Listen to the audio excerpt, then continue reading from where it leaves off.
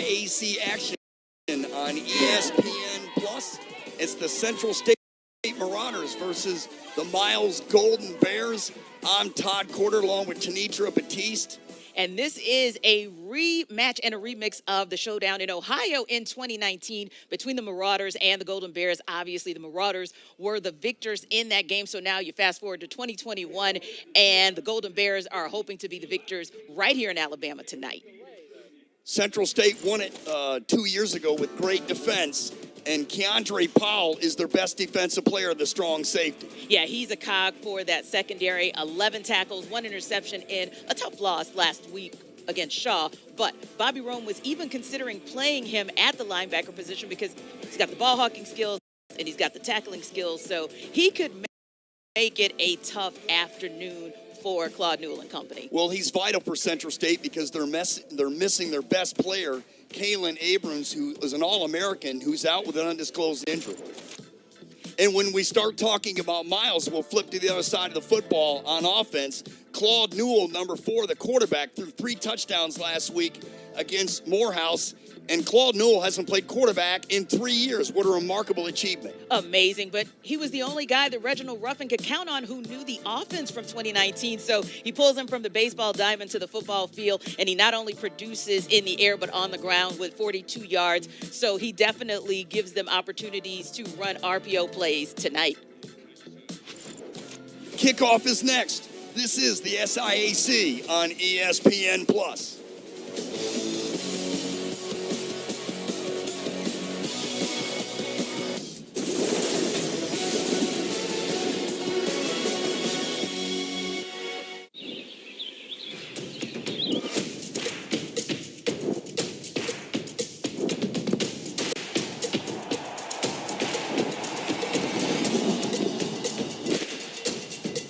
For all the ways you love to play, Academy Sports and Outdoors makes it easier than ever to get what you need and have fun out there. Get free shipping on your favorite brands at Academy.com or get free curbside or in-store pickup at your Academy store.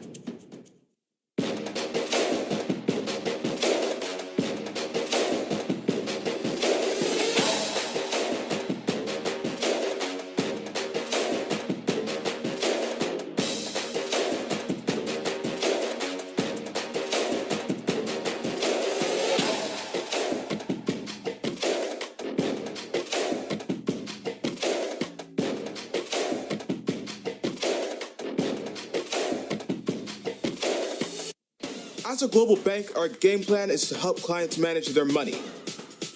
We're a team of challengers, thinkers, and go-getters. Together, we bring out the best in each other. With our partner SIAC, we're creating pathways for the next generation of talent. We're scouting bankers, advisors, techies, and yes, athletes.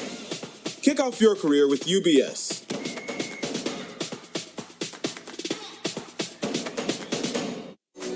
Georgia Power is here with a little reminder of how easy it is to save energy at home. Because it's often as simple as a twist. Or as easy as a lift. It could be a little squeeze. Or maybe just a pull. These small changes can make a big difference, helping you save energy for the bigger things in life. Visit GeorgiaPower.com for tips and programs to help save energy and money. Welcome back to Miles College. It's the SIAC on ESPN Plus. We've got Central State, the Marauders versus the Miles Golden Bears. Todd Corder here with you along with Tenitra Batiste. And this should be a really good game. There's Bobby Rome, the head coach of Central State, 1-2 overall his first season.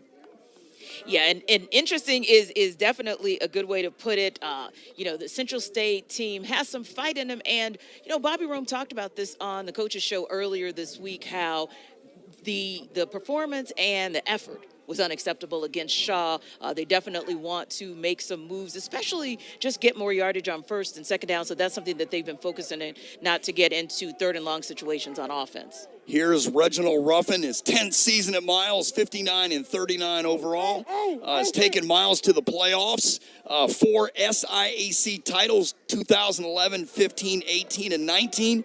and 5 SIAC West Division titles. And Reginald Ruffin has taken those Golden Bears, and they've taken the D1 teams by storm. They competed with Southern. They competed with Alabama State. In fact, took Alabama State to overtime. And if not for a missed point after attempt, who knows how that game would have been. So, yeah, Reginald Ruffin, it'll be interesting to see, because certainly the success he's had over the last decade is spilling over into a successful start to 2021.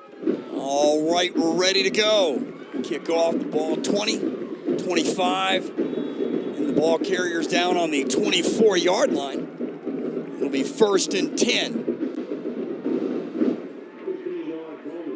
So this is a really interesting contest. Like I said, the series history is 5-2 in favor of Miles, but Central State won last year on the upset on some good defense like we talked in the pregame, and we'll see if Central can do that today. Yeah, it'll be interesting to see as well, because someone who was on the sidelines for Central State the last go-around, Cedric Pearl, the offensive coordinator for Miles College, now it'll be interesting to see what this matchup is going to be for him, and looking at his old team and now with his new team.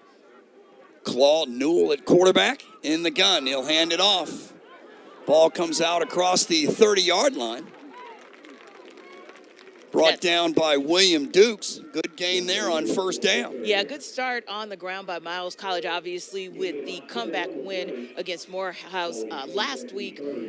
Claude Newell talked about the run really setting up the pass for this team. They'll hand it off again. Ball carrier comes up to a gain for a couple there. As that was Dante Edwards. It'll be 3rd down and 3 for Miles College on the opening drive.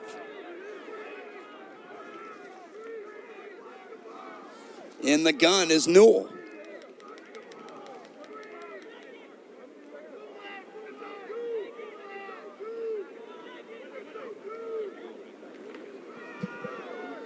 A fake on the handoff, and Newell keeping himself, and he'll get a 1st down. He get all the way out to the 39-yard line. Good keeper there. And that's exactly what Coach Ruffin wanted to see there with that fake, but they wanted to have short yardage on that 3rd down so that they could move the chains, which the Golden Bears did.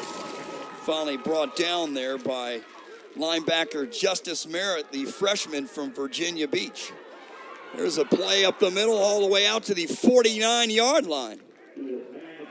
Nice pitch and catch there. And you're seeing the same thing from Miles College in this first drive that you saw in those previous games, where they're able to move the ball successfully down the field early. Marcus Lodge on the reception, the redshirt sophomore.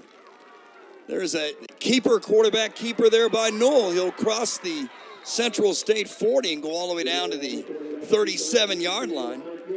Brought down by Jadon Say, the sophomore from Cincinnati, Ohio, transfer from Langston University. And that's what you look for with Newell. He's the 3rd leading rusher for the Golden Bears, so expect to see him make as many moves with the passing game as he does in the run game. 1st and 10 Miles. Newell in the gun, pass caught. Right there, complete all the way down to the 34-yard line. It was caught by LeAnthony Robinson, 5'10" wide receiver, redshirt senior out of Greensboro, Alabama. That'll be a gain of 4, 2nd and 6. Good start here for Miles. Yeah, excellent start for Miles. But again, something we've been seeing them do, and really, really a nice tempo. Newell in the gun, they'll hand it off. Ball carrier will get more, 1st down, all the way down to the 24-yard line. As Dante Edwards gets another 1st down for Miles, and look at the hole here on the offensive line. Tackles being made in the secondary. And Dante Edwards, of course, averaging 5.4 yards a carry already this season. There's another handoff up the middle. On 1st down. Another big run there by Dante Edwards. Good start and good push on the offensive line. Yeah, Golden Bears O-line definitely making Central State's D-line work hard early in this game. 2nd and 3 on the 7-yard run. 11:37 to go in a scoreless first quarter. Opening drive of the game. Here's Newell in the gun. He's looking for the end zone, and just missed his target in the end zone there. Just missed it. He was open, but he overthrew him. Overthrew Marcus Lodge. Yeah, and a beautiful throw right there, just off the fingertips for Lodge. To say on the coverage for Central State. 3rd and 3 here in the gun. 3 to the far side. There's a handoff, and I don't know if he's going to make that or not. It's going to be really short. Again, that was Edwards on the carry. And it looks like he's just short of that first down, Todd. And a good series for Miles College, but a good stop there by Central State. We'll see what they do here on 4th and short. I think they're going to go for it, and they are. There's the quarterback, keeper Newell. Touchdown. Claude Newell on the touchdown, and Miles off to a fantastic start. They lead at 6-0 with the extra point to come. And that is actually Claude Newell's first rushing touchdown of the season. Excellent start for Miles, and that offensive line's really starting to assert itself. Great ball fake there. Yeah, you see the Marauders pulling to the right, biting on the fake, and the Golden Bears make them pay. And the extra point is good. So Miles leads it 7-0. Golden Bears off to an excellent start.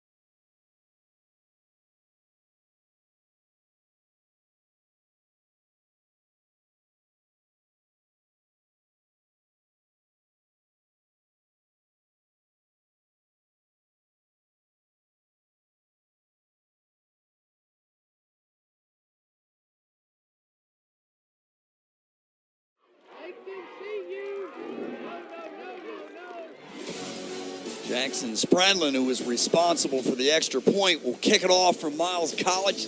They lead it 7-0 on a touchdown run on the opening drive of the contest by Claude Newell. And that touchdown run, Todd, was very indicative of that first drive. 8 rushing attempts, just 2 receptions, and of course, getting the conversion on 4th and 1 to lead to that touchdown for the Golden Bears.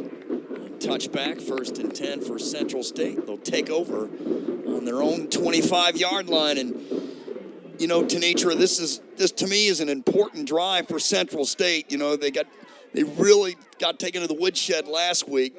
So we'll see if they need to get off to a good start offensively. Absolutely, and a fast start. You want to see them show tempo, just like we saw with the Golden Bears. Obviously, Sayosi Amaya has had a few struggles in terms of turnovers, if you will. So want to see them get out to have a clean drive to open this game. Siosi Amaya.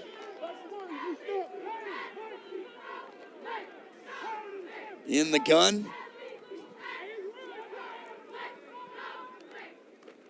They'll hand it off. Ball carrier still on his feet. Good run there for Bubba Thomas. It'll be about 2nd and 5 on that, and good push by the offensive line. Bubba Thomas, the 5'8", 200-pound freshman running back from Northrop, Virginia. Portsmouth Christian High School. Amaya in the gun. Ball across the 30-yard line. There's a pass down to the far sideline. Intended for Saeed Sidibe. Passes over his head and incomplete, and it'll be 3rd and 5. And that pass a little long for Sidibe. Tried to stretch out, couldn't quite get there. But you'd like to see Amaya be aggressive at that particular time on 2nd down, and now they're in a 3rd and pretty long situation. Let's see what the offense dials up. 3rd and 5 on Central State's opening drive. Ball on the just outside the 30-yard line. Maya looking, he has time. Now he's going to be dropped for a loss of 2. Actually, the ball came out. Let's see if that is a fumble, if it came out before he fell down. We'll let the officials determine that. He had some time, but he held on a little bit too long here. Nobody was open. He was going to try to break free here on the pocket. He was sacked for a loss there. Yeah, and then you see Rodney Coleman, right. Yeah, and you see Coleman come in. It looks like he was down. And there's also a flag on the play, but it looked like he was down before the ball came out. We'll see what the flag is. But there is an opportunistic Rodney Coleman, always around the ball, 2 pass breakups, but also a fumble return. But we'll see that's probably an infraction on the defense. It is. It's for defensive holding. So little break there for Central State to keep this drive. Defensive holding, so it'll be 1st down for Central State.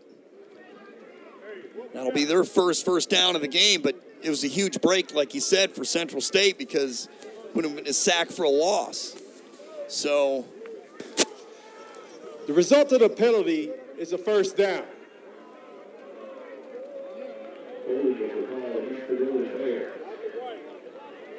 It's Bobby Rome pacing the sidelines here on the opening drive.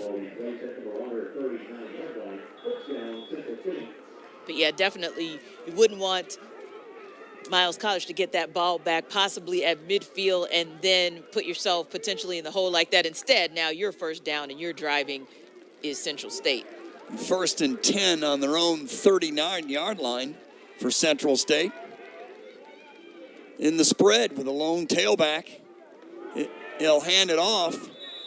The ball carrier Thomas will cross the 40. Brought down by a couple of Golden Bears on that play.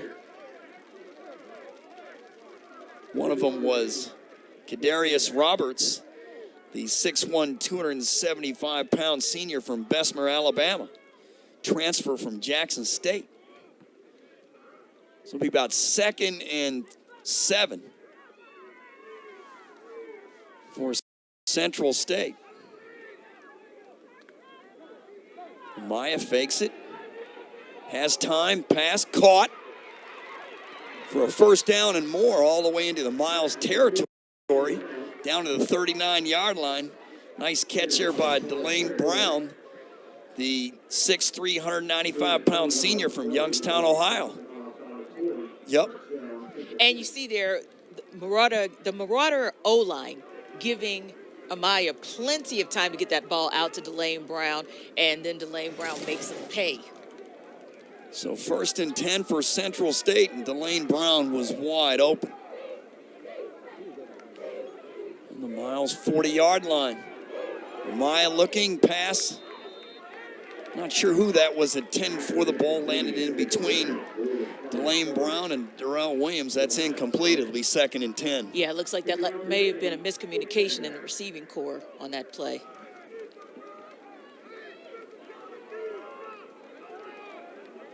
7-0 if you just joined us. Miles leading it on a touchdown run by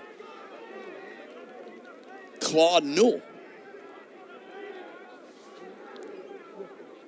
COC in the gun. That was a flag. He's going to get a free play, is correct. It's a pass down the far sideline, and it's going to be incomplete, but we may get another flag. Yeah. So we'll have to see what transpires there. The pass was intended for Delane Brown. He was covered by... Offside. Defense, number 58. 5-yard penalty. Replay second down. Covered by Brown there in the secondary for Miles, and now they'll take the 5-yard penalty. And lucky to Central State. Lucky to only get that 5-yard penalty because that could have potentially been a pass interference. So it's 2nd and 5 for the Marauders on their opening drive once again. Down 7-0. Amaya in the gun, 2 on the far side, 1 on the near side. He's hit as he throws, and it's going to be intercepted. Ball carrier comes across the 40 out to the 44-yard line. That was intercepted by Mitchell Smiley, who was, and Amaya is down for Central State, but Smiley moved from linebacker to safety, the 5'11 junior out of Huntsville, Alabama. Yeah, Smiley just moving to that position, and there you'll see Amaya drop back. And there's that hit. Wow, that's a tough one on Amaya. Looks like that was Andrew Gaylor on that hit.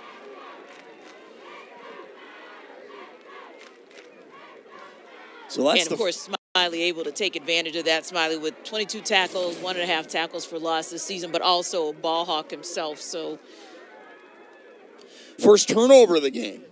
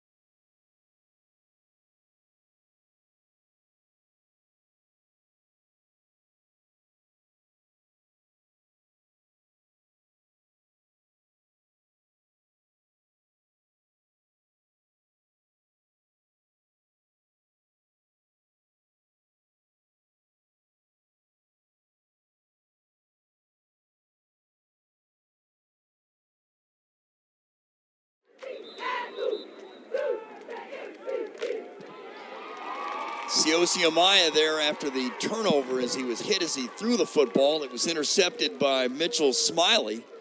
And that's the first turnover of the game, and Miles leading at 7-0. They have the ball on their own 43-yard line. Claude Newell at quarterback, barking out the signals. Newell in the gun, he'll throw it across, pass is complete for a first down. Pass is complete to Leanthony Robinson. And that's looking like protection that here. might be one of his favorite targets throughout the day. That's Robinson's second catch of the afternoon. Excellent protection. There's the handoff. Ball carrier crossing the 40-yard line, still on his feet. He's dragging the defender all the way down to the 38-yard line, and that was Kingston Davis. That was his first carry of the game. Justin Merritt on the tackle. Yeah, Kingston Davis, 39 rushes, 145 yards, and 2 touchdowns on the season. So I'm sure he'll get to see a lot of action today along with Dante Edwards. Kingston Davis there on the carry. You got a few. He's again taken out of bounds by Justin Merritt. It'll be 3rd and 4 for Miles on their second drive of the game.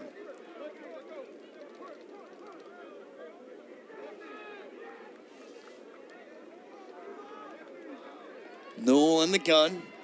He'll have Davis. He'll hand it off to him.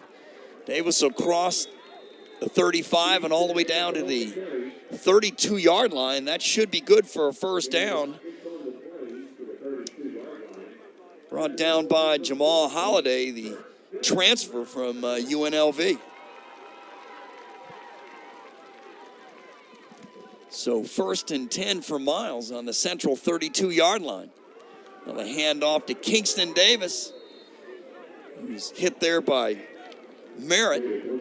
Spun and fell down to the ground, but he got about 4 on that, so it'll probably be 2nd and 6. Yeah, that kind of looked, Todd, like sort of a spin move that was on purpose, but sort of a spin move by default. But, hey, got a couple yards in the process. So Kingston Davis well built for the running back position there. 6 foot and 225 pounds. They'll fake it to him. They'll throw it across again. The receiver's open, still on his feet all the way down to the 2-yard line. It'll be 1st and goal for Miles. And some poor tackling on the part of Central State's defense to really allow extra yards after the catch. Montavious Tinch on the catch. 6'3", 230-pound graduate senior. So 1st and goal on the 2. Newell throw it, and it's tipped. Went out of the hands of the receiver. It's incomplete. It was intended for Tinch. I thought maybe it was tipped momentarily by the defensive back, but it was not. Yeah, lucky bounce out of bounds for Miles on that. Good pressure here by Merritt. Forced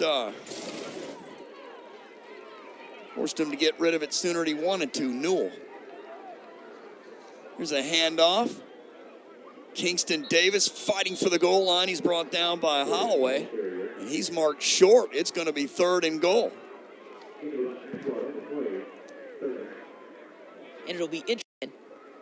Or might we see a quarterback sneak? 3rd and goal. Ball inside the 1-yard line. Newell in the shotgun. Still in the spread.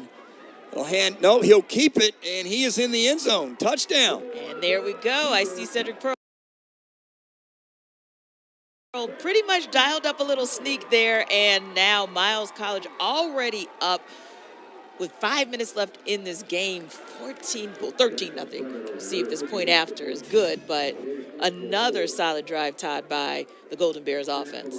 Good fake. The tackle was high there initially. If it was a good tackle, he might have been short. That's Newell's 2nd touchdown run of the game thus far. Spradlin on the extra point. Snap is up. The kick is good. Good job by the holder there to hang on to it. 14-0 Miles.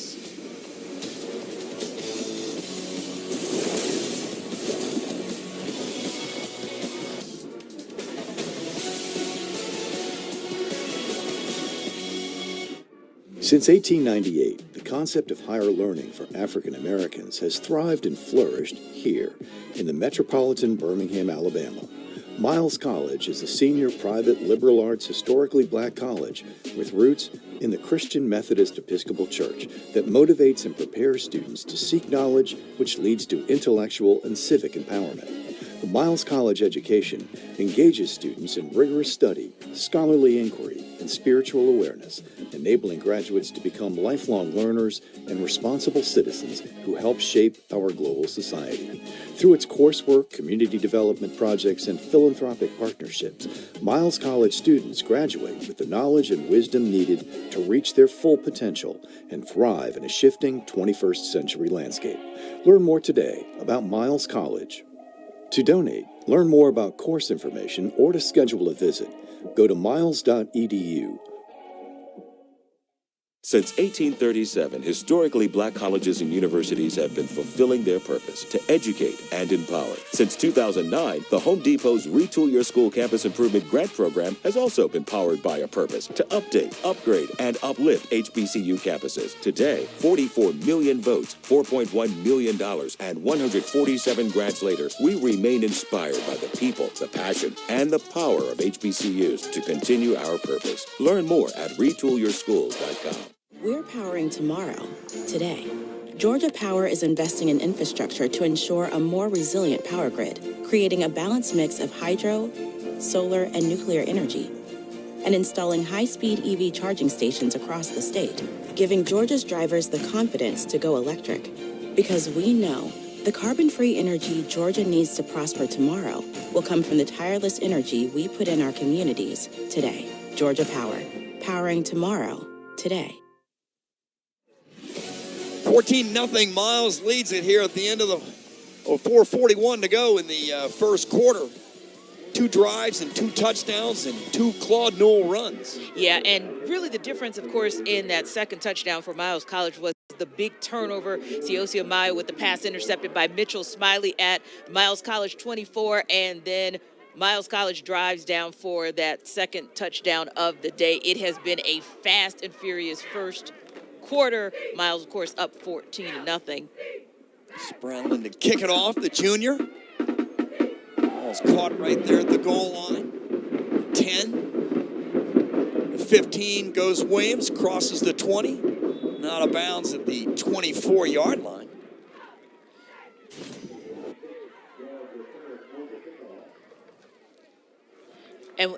And there's that turnover. You see Amaya goes down, and you see Mitchell Smiley with the run back on that. Just really a heads-up play by Smiley, your SIAC Defensive Player of the Week. That long pass then there by Miles College, and that's the setup, of course, for Claude Newell to take it in 2 yards for the touchdown. That Miles offensive line really asserted itself on the first 2 drives of the game. 4:31 to go in the first quarter. Second drive of the contest for Central State. Amaya in the gun. He'll hand it off. Ball carrier crosses the 30-yard line. Good solid run there. Nice solid run there for Central State by Bubba Thomas. Good hole by the offensive line. Yeah, and you see offensive coordinator Eric Highsmith kind of starting a little conservative. 2nd and 1, there's Bubba Thomas. He'll get the first down. Yeah, and so Siosi Amaya, little bobble on that handoff, but he was able to recover so that Bubba Edwards was able to at least get a couple yards on that last play. See the bobble right there, the recovery. And Thomas is at least able to get about 4 or 5 yards. Great job by Thomas to keep his balance and keep going with the football. So it's 1st and 10, Central State on their own 40-yard line. They'll hand it off again, and here's a loss. Great pursuit there by the Miles defensive line. Number 57, Jalen Thomas on that one. 6 foot, 250-pound graduate senior.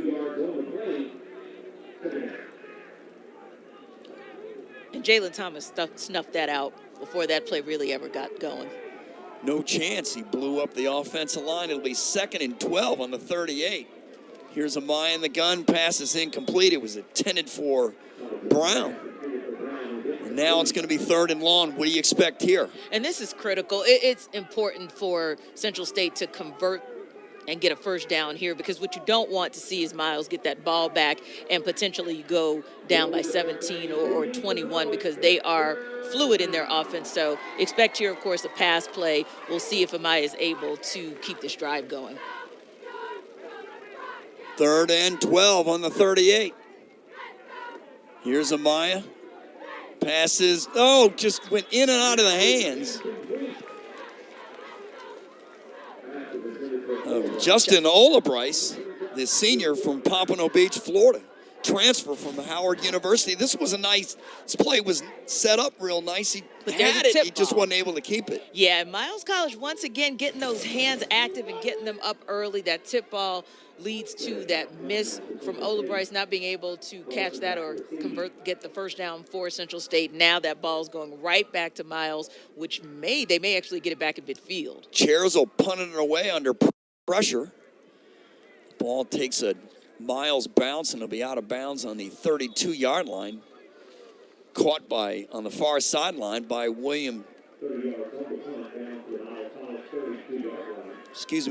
Jay Andrews. So Miles will take over up 14 with 2:51 to go in the first quarter. And that's the kind of punt that you need, that beautiful punt and good special teams coverage on the part of Central State. You at least now, it's still good field position for Miles College, but now they've got a 70-yard field to drive. There's a handoff, a big hole, and that's Edwards. He's still on his feet, crosses the 50, all the way down to the Central State 40-yard line. Big gain there. And this is what Miles College has been doing so far all season. You see right there that he's able to get to that first level, and then Dante Edwards is able to get to the second level and really make Central State pay. Another handoff. Edwards crosses the 40 all the way down to the Central State 35-yard line. Brought down by Elijah Slaughter, 6 foot, 300-pound junior from Childersburg, Alabama. And again, Miles College playing with tempo on this drive now.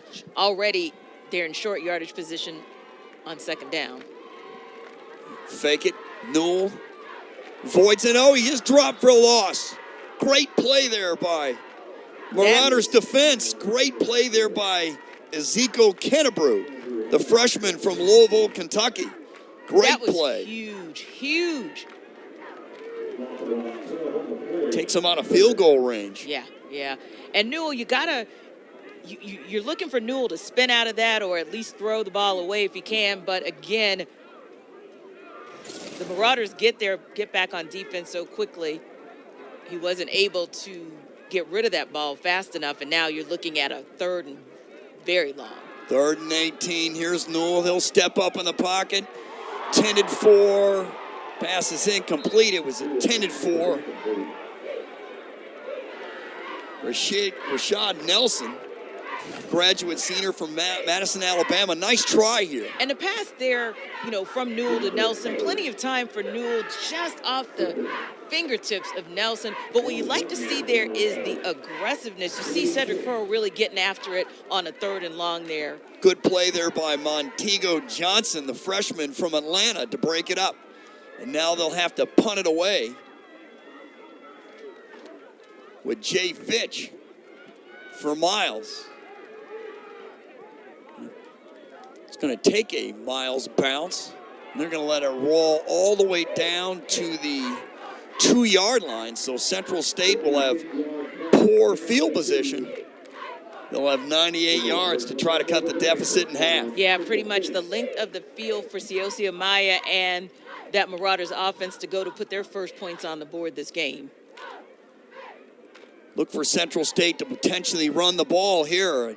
Their offensive line was getting a good push earlier in the game. Yeah, they've had 5 rushing attempts so far, and that's where they've had most of their success. And obviously pinned this deep, especially after an Amaya pick earlier in this game. You kind of want to be conservative on those first couple plays and maybe call up a couple run plays to get you out of the shadow of your own end zone. Amaya in his own end zone. He'll hand it off. The ball carrier just crosses the goal line. And that is Thomas. He might have lost a yard on the play. Yeah, and Thomas just barely avoids a safety on that play. Good pursuit by the Miles defensive line there. We'll give him the line of scrimmage, so it will be 2nd and 10. Almost the end of the first quarter. The Central State turnover led to a Miles touchdown when Central State was driving. Mile handed off again to Thomas, and he squirts his way out of the end zone. Gets it right back to the line of scrimmage. Good pursuit there. Yeah, and Miles' D-line is just making sure that they are not going to give any leeway to Central State. Great job there by Kadarian Jones, the defensive lineman, 625, Donaldson, Alabama. A dominant first quarter for Miles. They lead it 14-0.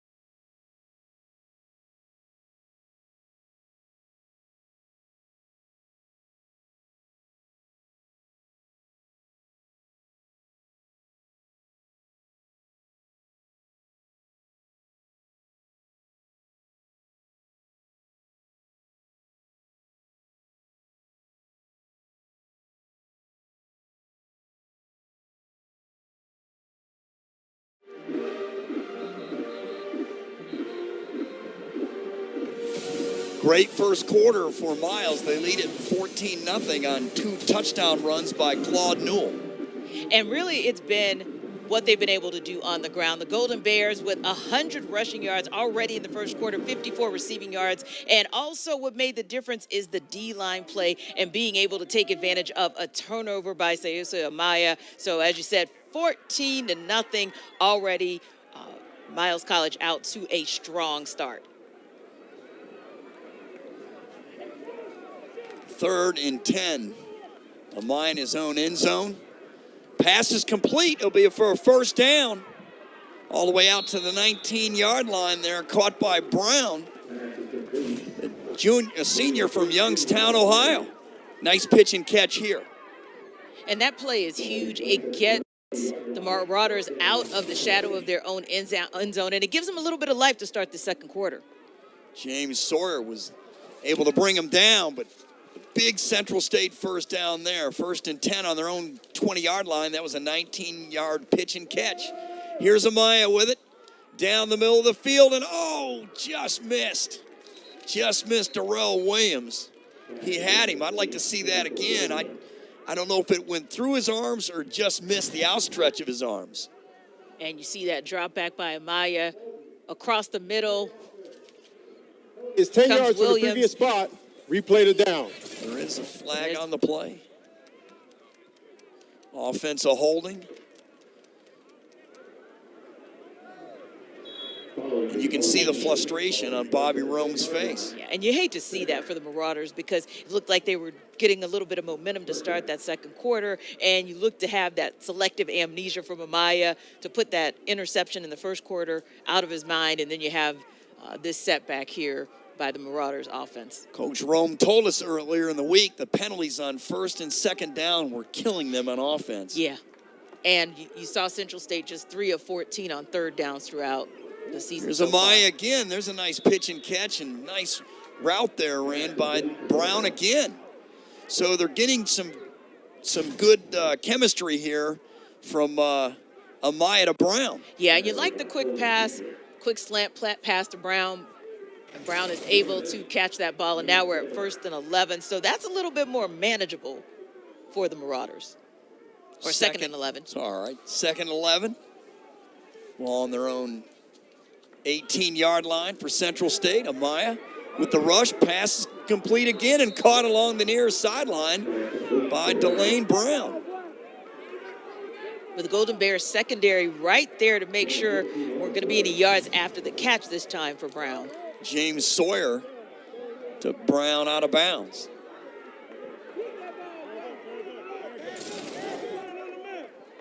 First and 10 for Central State. There's a flag on the play, and we'll have a stoppage play, actually.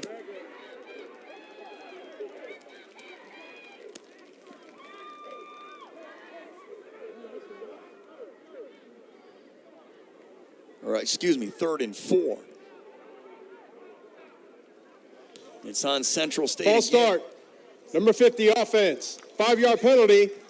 Remains 3rd down. Penalty was on Jordan Benjamin. Yeah, the right freshman tackle from Trotwood, Ohio. And frustration, you can see him shake his helmet there. So instead of 3rd and 4, it's going to back him up. Make it 3rd and 9 on their own 22-yard line for Central State. And, it's really hard for the offense to convert on 3rd and long. Yeah, and like you said, this is the exact thing Coach Rome didn't want to see. Marauders only 3 for 14 on 3rd down coming into this game. And 2 for 14 last week. There's a screen pass, but he overshot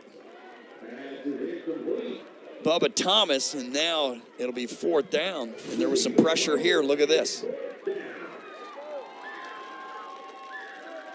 Some pressure here on Amaya. He's fortunate to get away. And you see Thompson coming right up the gut and really didn't give Amaya an opportunity to get that play off. And, the pursuit from the defensive line on that play, they actually had it set up. Here's the punt, and it's blocked. Ball's bouncing around, and it's caught. And it's a touchdown for Miles.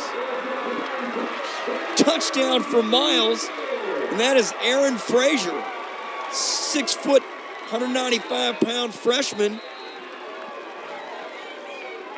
And Chairs is hurt, the punter for Central State. And it was a low snap that started the play. Yeah, you'll see Chairs try to recover, and before he's able to, that ball gets blocked. The Bears recover. These mistakes are really hurting Central State. Now their punter is down, chairs, and you had the turnover. Now basically you have another turnover here on the block punt. So that's converted to 14 of Miles' 20 points, waiting for the extra point. Yeah, and this has been an opportunistic special teams unit as well as an opportunistic defense this entire season.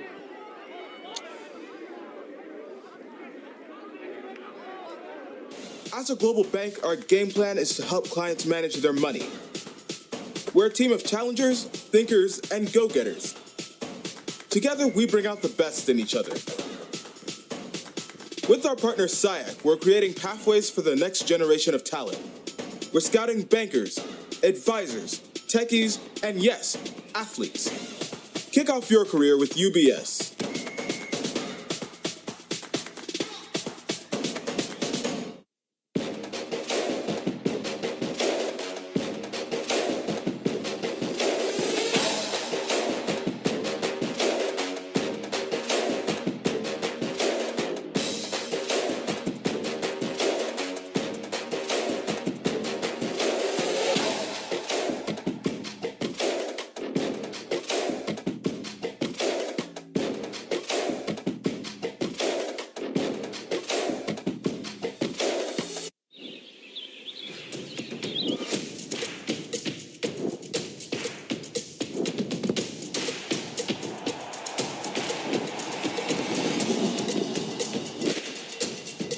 For all the ways you love to play, Academy Sports and Outdoors makes it easier than ever to get what you need and have fun out there. Get free shipping on your favorite brands at Academy.com or get free curbside or in-store pickup at your Academy store.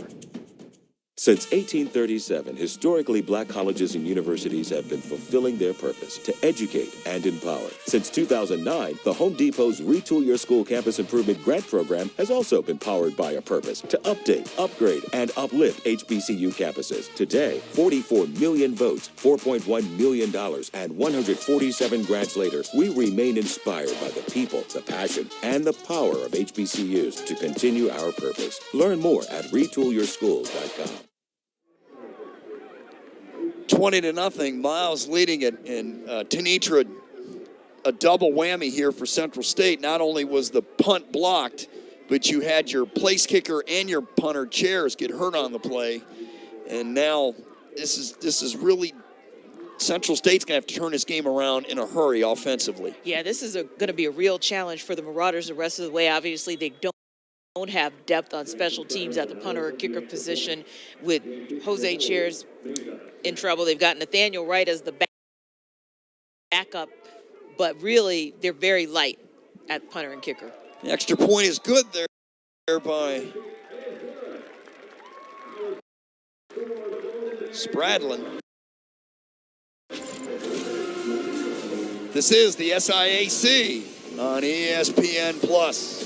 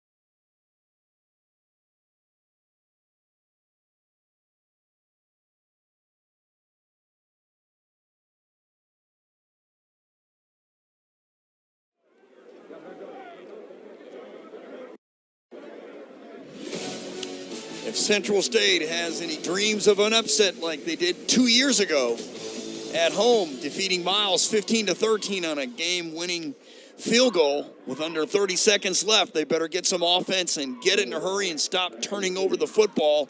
And penalties are also a drive killer thus far. Yeah, I'm interested to see if Bobby Rome keeps Sayosi Amaya in this game or if he brings in Tyreek Henderson.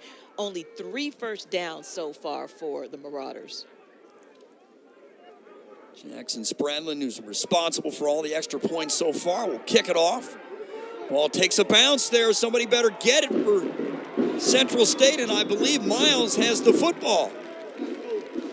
We'll see as they'll unpile the players, and we'll find out. Somebody for Central State has to catch that football, and they fail to, and Miles has it. Basically another turnover. Who comes up with that football here? Let's take a look. And there is a flag down and a couple injured players on that play, so we'll see. Look and see, they failed to get the ball. Well, and it took a quirky bounce, Todd. It took a quirky bounce. Right, but you're supposed to come up to the ball and don't let the ball play you. Yes. And they did. So we'll see what the penalty is here momentarily.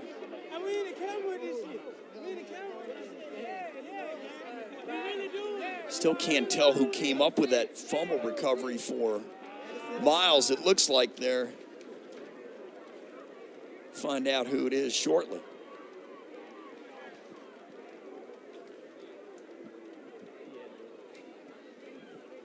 Still waiting on the penalty.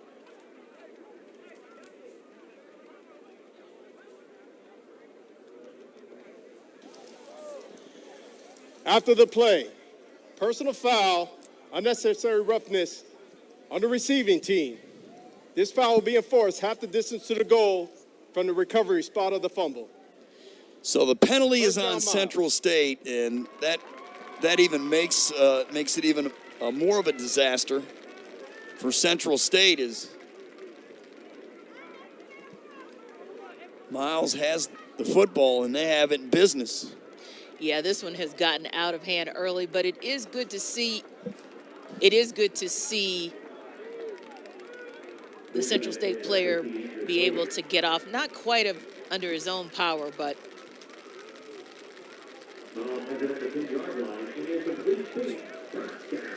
looks like that's, I cannot tell who that is. It looks like it's Justice Merritt, the linebacker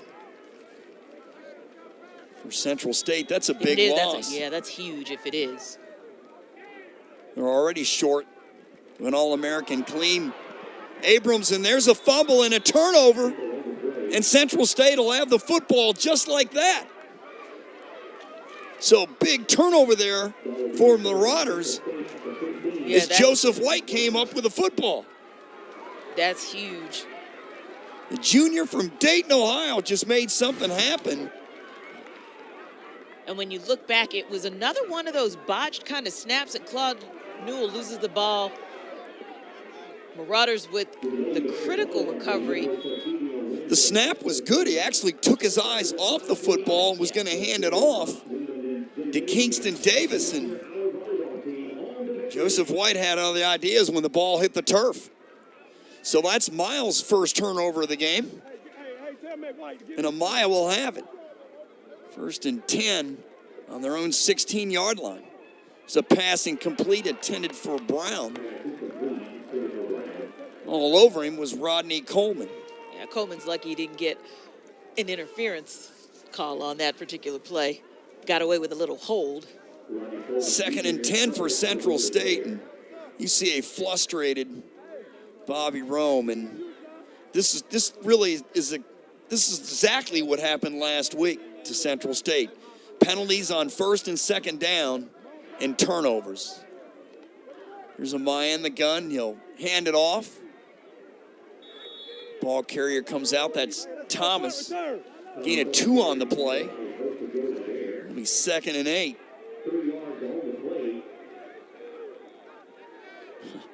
Thomas and Roberts are having a ball as each of them were on the tackle and doing a little celebration there. 3rd and 8.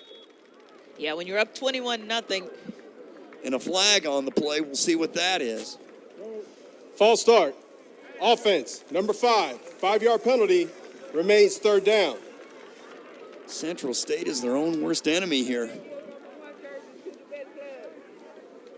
And that penalty on Saeed Sidibe, you just can't afford to make those kinds of critical mistakes, especially when your defense gets the ball back for you and gives you an opportunity to put some points on the board. Now you're looking at 3rd and long and potentially a 3 and out, give the ball right back to Miles College. Here's Amaya, he steps up in the pocket. He's still looking. He better get out of there, and he can. He's down. And the pursuit there by Jalen Thomas. Yeah. Thomas is having a good one, the redshirt senior. And Amaya has time here. He stepped up in the pocket to buy him some time, and nobody was open, and he's dropped. And he gets a little assist from Thompson once again, who's really been causing some issues and some problems there for Amaya throughout this game. They get the punt off to Central State. And a fair catch right there. The 42-yard line. There is a flag on the play. Fair catch was by Mardarius Trujillo. And we'll see what the penalty is. And Chairs, who did get the punt off, who's walking with a limp. 5-yard penalty, remains 4th down. It's going to be 4th down. They'll do it again. And he was under duress again. And he took another hit right there in the foot. Yeah, but good to see Chairs back out there after what looked like an injury that might take him out of the game on that last punt return, or punt on that last punt.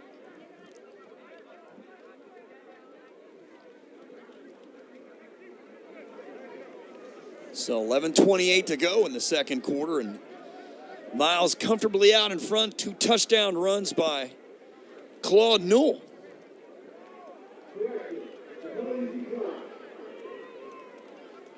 Talked about it in the Miles up big. 21-0.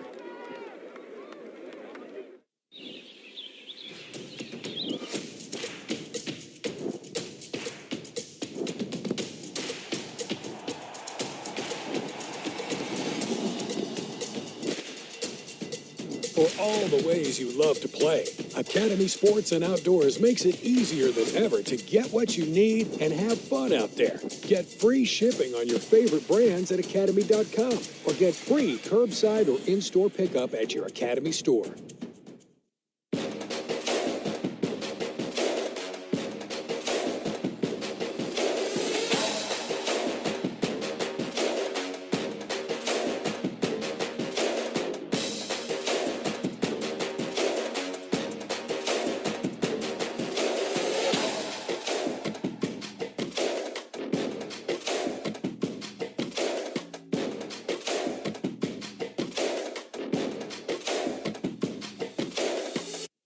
As a global bank, our game plan is to help clients manage their money. We're a team of challengers, thinkers, and go-getters. Together, we bring out the best in each other. With our partner SIAC, we're creating pathways for the next generation of talent. We're scouting bankers, advisors, techies, and yes, athletes. Kick off your career with UBS.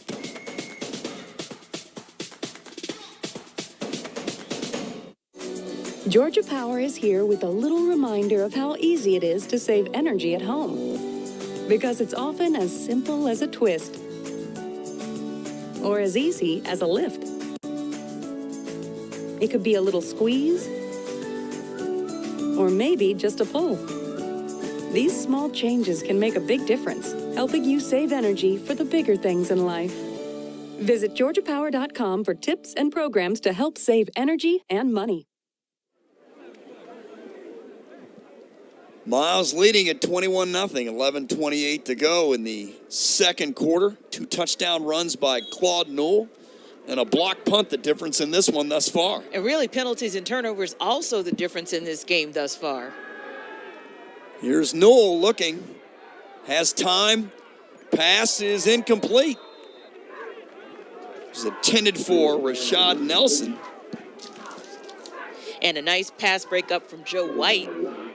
27 tackles, 6.5 tackles for loss on the season. So it'll be 2nd and 10 for the Golden Bears. Each team has 3 timeouts remaining here in the second quarter.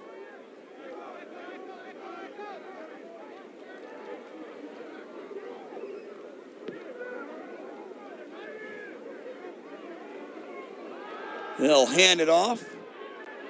It'll be Davis, and he's got a lot of room. He's still in bounds.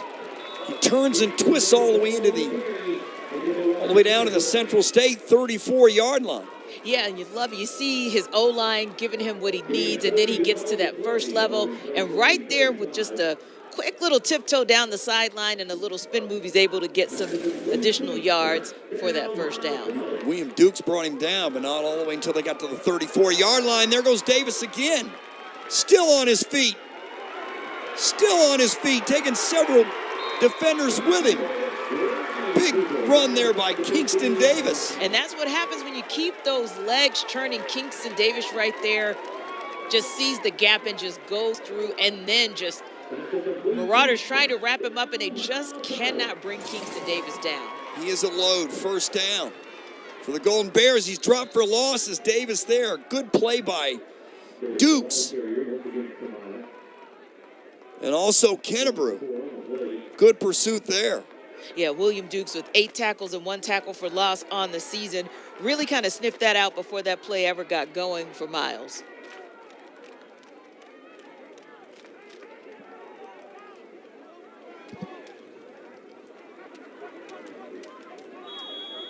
Looks like we're going to get a timeout here. An official's timeout momentarily. Let's see if Miles took a timeout. Miles up big.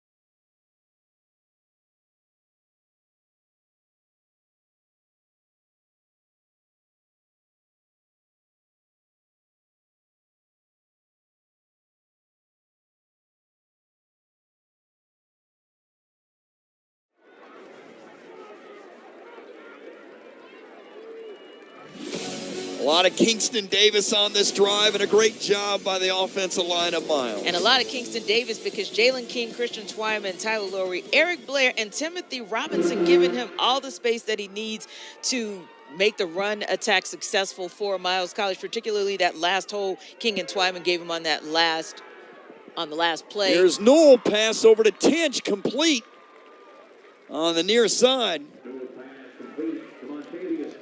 Brought down by Keandre Powell. And the big fella just getting out to the edge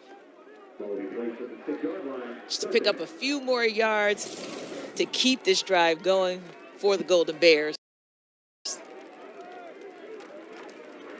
Hand off to Davis. He's trying to get to the end zone. He's dragging defenders with him. He's all the way down to the 2-yard line. If you like power running, you gotta love what you are seeing so far from Miles College out of the backfield. Kingston Davis just chugging and chugging away, just grinding those legs right down to what looks like about the 2-yard line. Took Malik Johnson for a ride there for a few yards on that one. So it'll be 1st and goal for Miles. We do have a player down. We'll see who that is. It's going to be Malik Johnson, the defensive back, the junior out of Atlanta. Transfer from Malone University. And again, that will be a significant loss for Central State because Malik Johnson, 14 tackles, 1 tackle for loss, but really one of the stalwarts in their secondary. No doubt about it. And they're already thin at linebacker. They don't need to get thin in the secondary.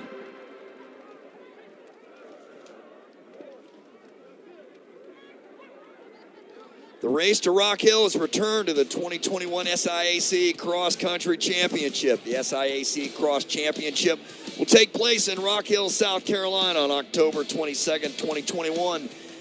Follow the SIAC on Facebook, Instagram, and Twitter at the SIAC for all access coverage.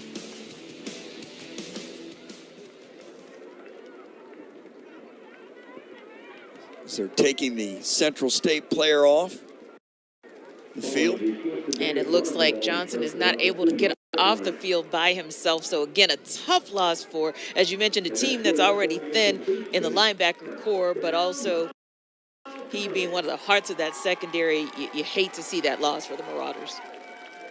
No doubt about it. 1st and goal for Miles, up 21. They're ready to punch it in for some more here. Do they let Newell run for his 3rd touchdown, or do they just give it to Kingston Davis? I say you give it to Kingston Davis. Why don't you keep it with the hot hand and give him the opportunity to be able to capitalize on what he's done really to keep this drive alive. He is an absolute load.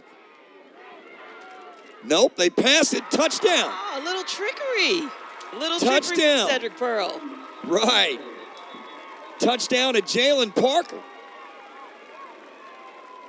The current offensive coordinator for Miles College and, of course, former head coach for Central State with a little trickery there. It's looking like he's going to pass it off to Davis, but then Newell sneaks in with a quick 2-yard pass, and Miles College, this thing is getting out of hand.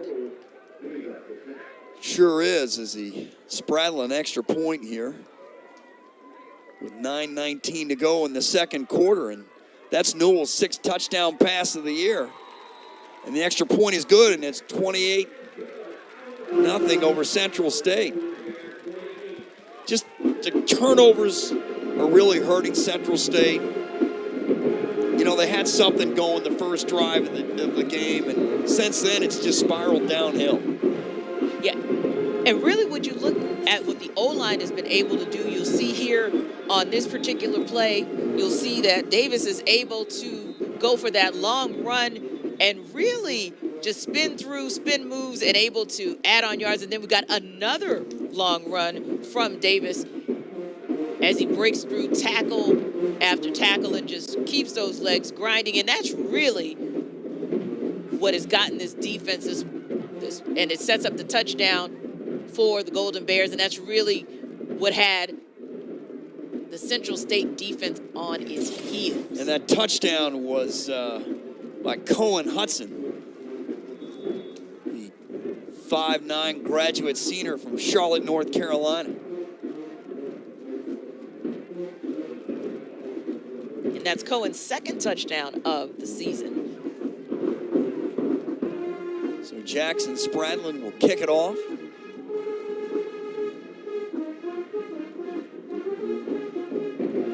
Better recover this one. The last one was a disaster, and they do. Good job by Central State there. And Central State will get great field goal or field position rather on that drive. And you see a little tussle going on, some frustrations kind of spewing over onto the field from Central State. Fair catch there by Damon Coleman, the 5'10", 170-pound freshman from Gibsonville, North Carolina.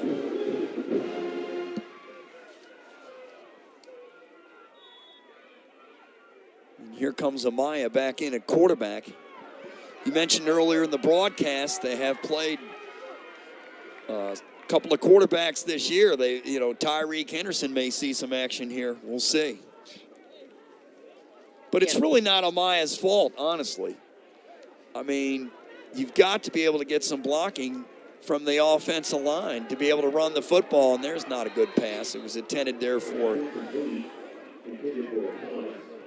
And Amaya gets the blocking that he needs on that particular play, but looks like another miscommunication on the part of the offense. He just threw it simply over Thomas's head. He was open. But Thomas didn't look like he was expecting that ball to come his way. Seems like this Central State offense is not quite in rhythm, and you see Amaya has been pulled out of the game. So Tyreek Henderson will play quarterback.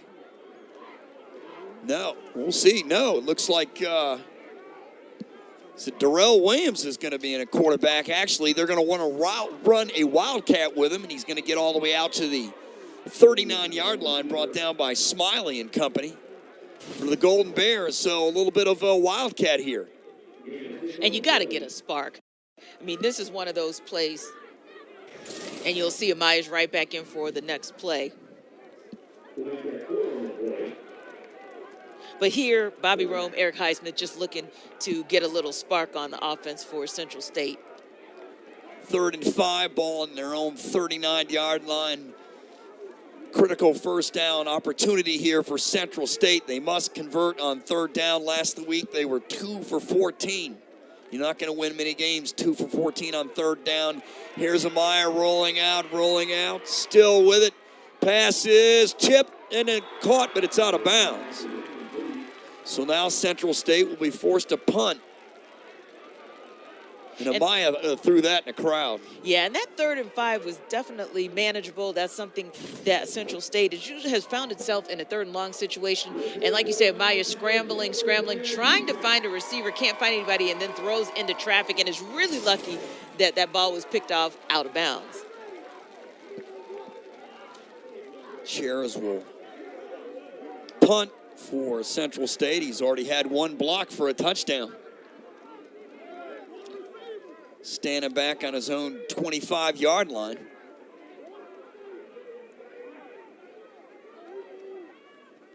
Gets it off. Pretty good punt this time. Very good. Caught at the 25 and tackled right there on the 28-yard line. Good hit there. And Claude Newell's just been everything for this Golden Bears offense. You see Newell there keeping the ball and getting a chunk of yards, and then just with the fake there and going in for that first touchdown of the day for the Golden Bears. And then there's touchdown number 2 on the day for Newell.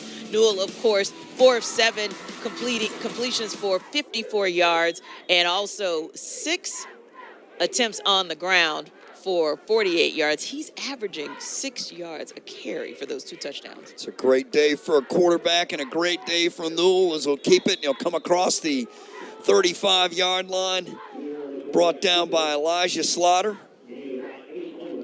Good gain there.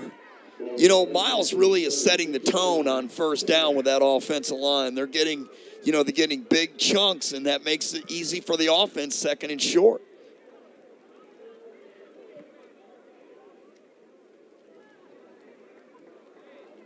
Newell in the gun. 3 to the far side. He's going to come to the near side with it. Ball is incomplete. intended for Lodge. Good coverage there by Montego Johnson. It'll be 3rd and short. And you'll see right there, maybe a little holding. Maybe a little holding that the Marauders got away with on that last play. But, yeah, that's definitely one where when you're in a 2nd and short situation, you can take a little chance down the field. 3rd and 2. Newell will hand it off. 1st down and more, and that's Edwards. And he's brought down by Joseph White and a few of his friends. It'll be another Miles 1st down. And that's the kind of play that even if you look on the last drive, you'll see right there Newell with the handoff. And you'll see they're hitting them high. Yeah. There's several defenders that are hitting them high. You've got to hit a ball carrier in the waist. There's another handoff to Edwards, and he'll cross the 47-yard line, come out right about there. But just on that last drive, you really saw the Marauder defenders, hands on hips. This run game of Miles College is just wearing this Marauder defense down. We talked about it a little bit, you know, that this offensive line in the first quarter was starting to assert itself, and now it's really asserting itself here in the second quarter. And Central State's defense has been on the field quite a while. Yeah, it's been a long first half for the Central State defense. Newell in the gun, 2nd and 6. He'll step up in the pocket. Pass is caught, complete for a 1st down. Nice pitch and catch there. Another reception by Nelson. Big gainer here, Trinita. And you'll see there Newell with plenty of time to decide which way he's going to go.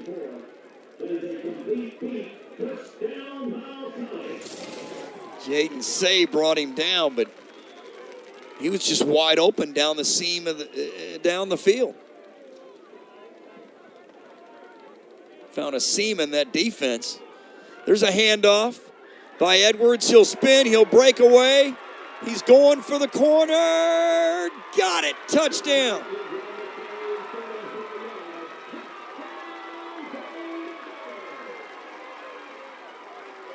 Dante Edwards, redshirt junior from Mobile, Alabama, and there was a lot of Edwards on that drive. Yeah, and that's Edwards' 3rd rushing touchdown of the season. And you look back there, and once again, the Marauders bite for the fake on the toss, on the throw, and Edwards makes them pay big time with a run all the way down the field, and you just see him turn it up a notch at the 2nd level and go in for Miles' 5th score of the afternoon. Extra point is up, and it is good. We have a flag on the play. We'll see what that's all about. I mean, that 1-2 punch of Kingston Davis and Dante Miles in that offensive line, usually they'll break the first tackle, and then they're out in the secondary. Yeah, and that's really something that Miles College has been good at. Reginald Ruffin talked about that, just their ability to get to that 2nd level and then for that running back core to be able to make a defense pay.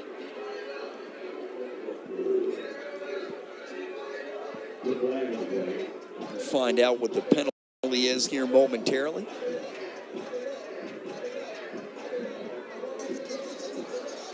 During the try, holding, kicking team, 10-yard penalty, replay the try. Well, this will give Spradlin another chance here on the holding. That'll back him up. The junior from Dora, Alabama, 5'9", 190-pounder.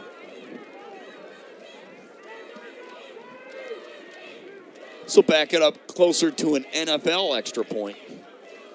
Not quite that far, but somewhat in the range. Yeah, maybe one of the first and few miscues of the night for Miles College. It's been a clean game for Miles, except for the turnover earlier. Well, speaking of not clean, that one's going to be picked up and might take it all the way back for a 2-point conversion. As Joseph White has it down the sideline. And he has himself a 2-point conversion. So Central will get on the board And now it's 34-2, and who would have thought? And just a little bit of a bumble on the snap, but Joe White takes advantage, picks that ball up, and takes it pretty much the distance. Joseph White's speed there was definitely his advantage on that one. As Jalen Thomas, there was no way he was going to catch him, and Central State scores in an unusual fashion.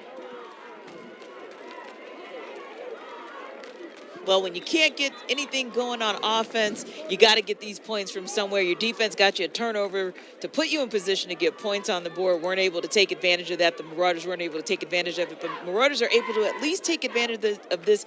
And Todd, we've seen stranger things happen to spark a team and to spark a comeback. So I think I just jinxed Miles. They played a clean game right before that, except for the one turnover by Newell, and then all of a sudden, they drop it, and I mean that happens. Jay Fitch was the holder, and they drop it, and hey, Johnny on the spot there for Central State and White.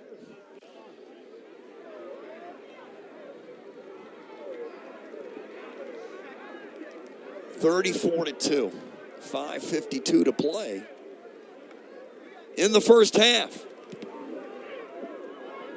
Kick it off. Caught right there in the end zone.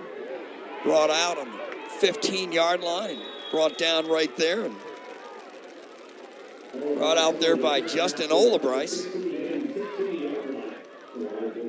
That's where Central State will take over, and it looks like Amaya is going to come in at quarterback. He's going to stay in there. yeah, COC Amaya looking to possibly help the Marauders to get something going on offense and put some points on the board. Well, Central State is a running team. And when you're a running team, it's really hard to come back if you're not having a lot of success throwing the football. But, I'm surprised they haven't gone to Saeed Sidibe, who, had a really good performance last week. Pass is caught there by Olabryce. He'll scoot upfield up to the 19-yard line there. Good little screen pass there. And that was just Amaya's third completion of the game.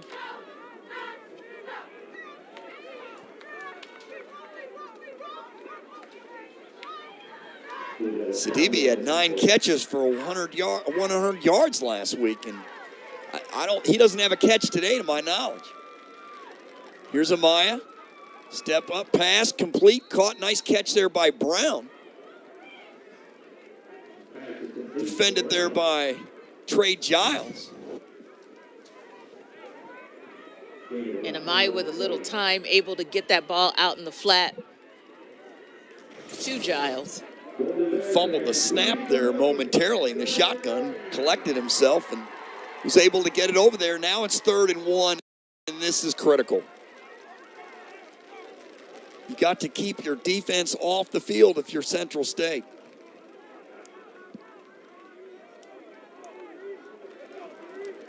There's another quick pass, and I'm not sure if he got it. It was complete over to Syed Sidibe. We talked about him getting the football. Now we have a flag on the play. Personal foul, face mask, defense, number 5. 15 yards will be added to the end of the run. First down. Well, personal fouls on Smiley on the face mask, and that'll give Central State a first down. But I wasn't sure, Tenitra, if they had the first down. It's a good thing it was a penalty for on Miles for Central State. Yeah, it was pretty close, but yeah, that penalty on Smiley moves the chains for the Marauders.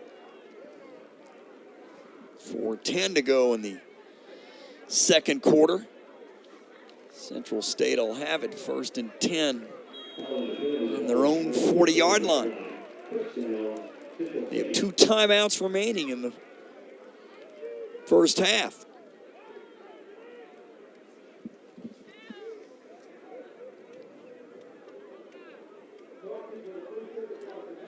Now that Sidibe caught a ball, let's see if he can catch a few more.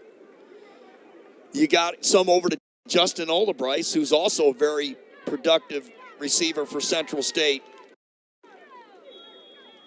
You know, they don't have Robert Corbin Jr. in there, the tight end. Battle's playing a lot of tight end today, the junior.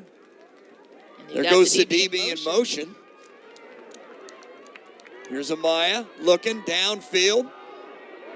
Passes. Oh, it was almost intercepted there. Great job by Darrell Williams to break that up as Rodney Coleman Jr. almost had him an interception. This ball was clearly overthrown. Yeah, Darrell Williams had to become the defender on that play. And you'll see again Amaya with plenty of time. Sidibe was actually calling for the ball, but Amaya sees the open man there. That's a great point. He was calling for it in the flat. He wanted him to check down and get him the ball, and he did not. So 2nd and 10. Here's Amaya with a rush, gets it off to Thomas. Good move there by Bubba Thomas, and he's close to a first down. And that may be what it takes. And you see Amaya there. He'll check it down this time to his running back. And well, I was going to say, Trinita, it's a good job there by Central State, letting the D-line come in on pursuit and then dumping it over them. They tried that earlier a couple times in the game. Timeout defense. So this is timeout, defense's second timeout of the half, 30-second timeout. So they have one remaining, and, they tried a couple of screen plays earlier and it didn't work. Well, this time it did. Yeah, and sometimes getting your running backs to contribute as pass catchers is what will get your offense jump-started as well. All roads lead to Rock Hill for the 2021 SIAC Volleyball Championship from November 15th to the 18th. Follow the SIAC on social media, the SEAC, for full coverage of the tournament. I'm a huge volleyball fan. I miss calling volleyball games. Really? Yeah, volleyball is fun. It's fast-paced. It moves. I love it. My son played some volleyball, and he was good enough to play in college. Pretty cool. I'm telling you what, I traveled all over the Southeast for that. A lot of fun. Yeah. So 3rd and 1 here. Big play for Central State. Here's Amaya in the gun. Nope. I think Darrell Williams took the snap, and he did. And he follows his blockers for a first down. I like that play. But you've got Miles College signaling that they recovered the ball. You're right, partner. We'll see what transpires here. I didn't see a fumble.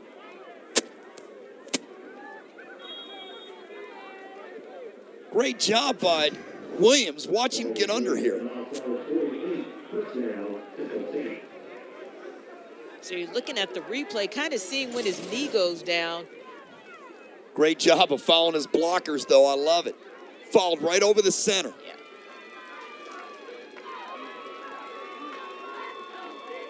Harold Jarvis. There's a screen pass, and this one's dropped.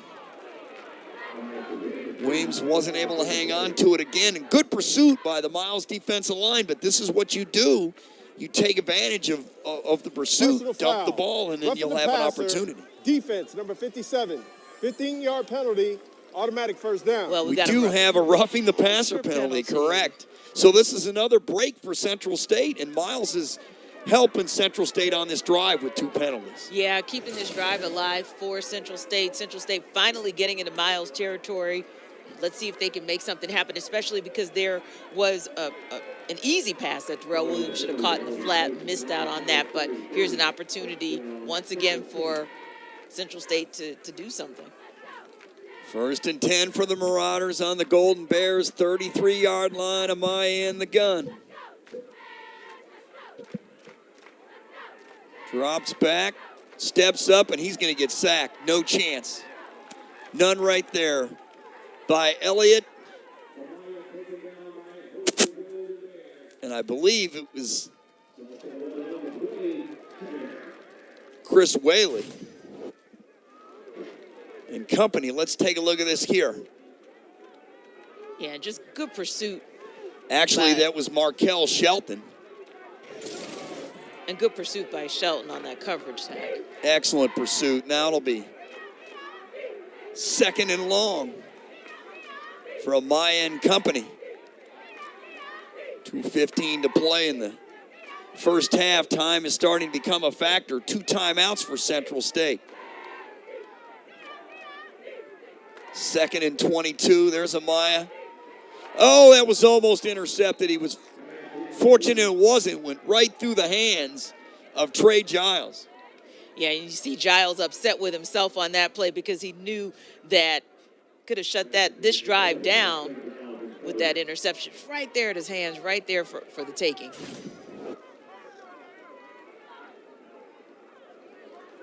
Yeah, right through. You're right. And not such a good decision on Amaya's part, throwing in traffic. 3rd and 22. Not too many plays in the playbook for 3rd and 22 when the defensive line is coming after you. Amaya in the gun, standing on the 48. He'll step up, and he's sacked. He lost the ball. That is a fumble. Central State and Harold Jarvis fell on it. 6 foot, 280-pound freshman fell on the football from Usland, Ohio.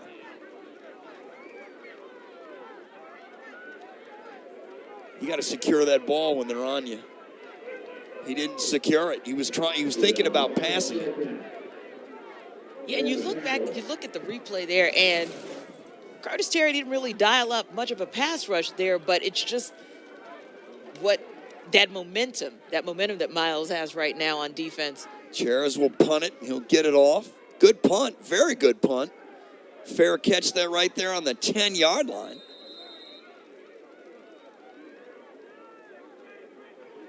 By my Darius Trujillo. So a long way to go for Miles. 90 yards. Short amount of time to get there, 106. But you do have 2 timeouts. And your offense has been terrific with the 2-headed monster trio at running back, Dante Edwards and Kingston Davis. And you could almost call it a 3-headed monster with what Claude Newell's been able to do on the ground as well. That's right. Very good point.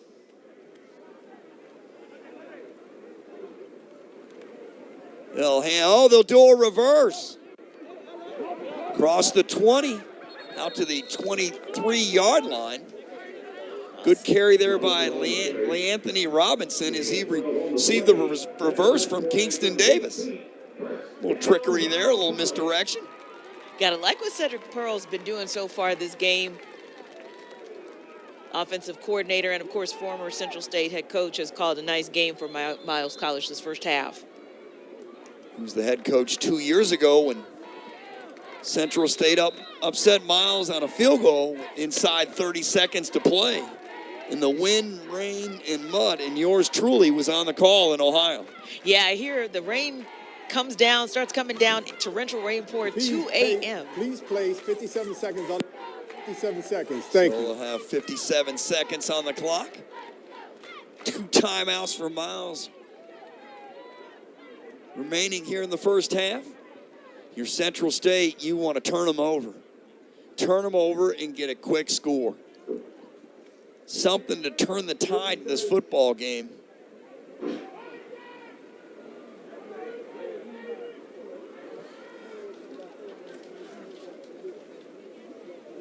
You look at Central State, they lost their first ball game on the 28th of August, 20-6 to Kentucky State. Won at Lincoln University in Pennsylvania, 19-7 on the 11th. There's a handoff to Kingston Davis, so across the 25, flag flies on the play, and he's driven out of bounds by William Dukes and company. We'll see what the flag is all about. And, of course, Central State lost last week, 52-0 at Shaw.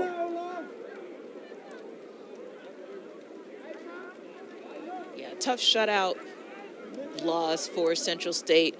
Miles, on the other hand, really has gained momentum. Of course, had close calls, played Southern very competitively, 41-24, of course, that loss. But Alabama State just lost by a point in Holding. overtime. Offense, 71, 10-yard penalty, replayed it down. Holding on Miles, and the guilty party is Christian Twyman. So, And other than that infraction, that O-line for Miles has been stellar this entire half. You're correct, the 6'3", 300-pound freshman.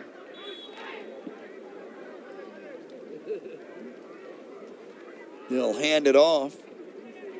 3 seconds OT. Ball carrier squirts for maybe 2. Does Kingston Davis. He's brought down by William Dukes and company again. Miles may be content to run the clock out here at halftime. 25 seconds remaining. Yeah, it looks like Coach Ruffin is saying they're just content. Just let it go. Let It's it go. 2nd and 15 on your own 16-yard line. Just let it go. So Miles leads it 34-2 here at the half. Just total domination.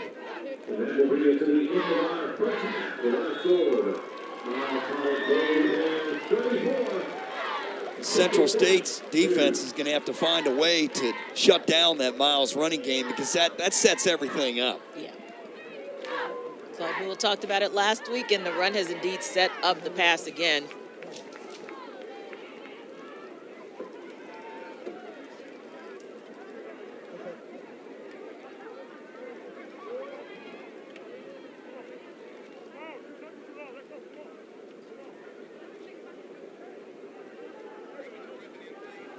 Coach Ruffin, great first half. Your offensive line did one heck of a job with Kingston Davis and Edwards. Just a great job, Dante Edwards. I mean, big holes to run. Well, I just think offensively they're doing a great job opening up holes, the offensive line. But, you know, we got some holding calls or we got some penalties that kind of hurt us a little bit. But I'm proud of the guys, what they're doing on offense. We just got to make sure we protect the quarterback a little bit more, costing that turnover. That when we had a big play down there and cost that turnover, and we can't do that. We got to play better. And your defense has been stellar as well, getting Siaosi Amai to turn the ball over. What's your message to the defense in the second half to make sure that they understand that although you have a big lead going into the second half, you don't want to let up on on Central State's offense?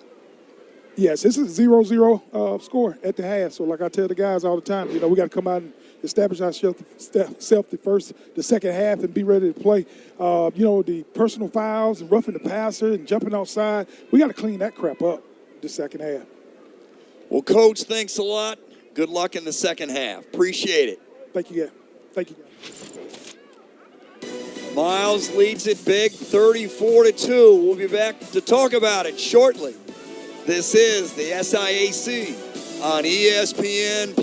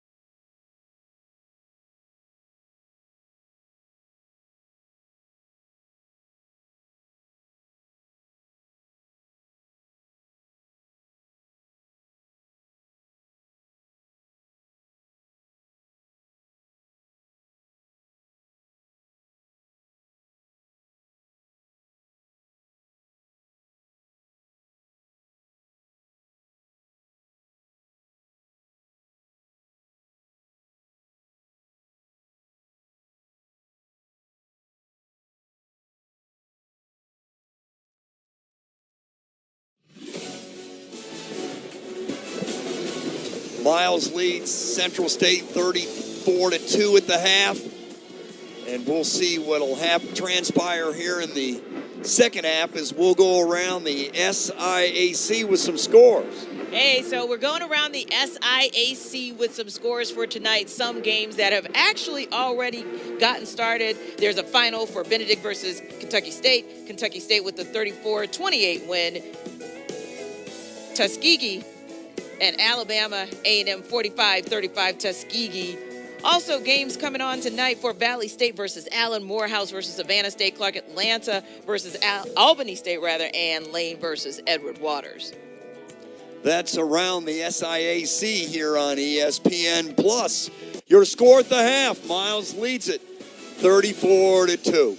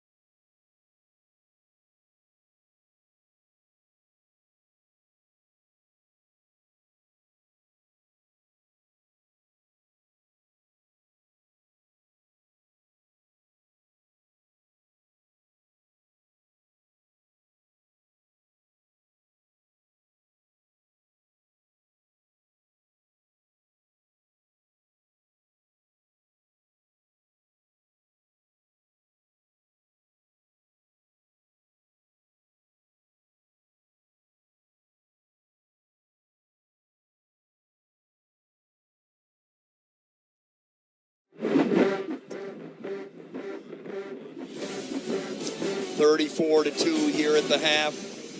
Miles leading Central State. I'm Todd Quarters. She's Tanitra Batiste.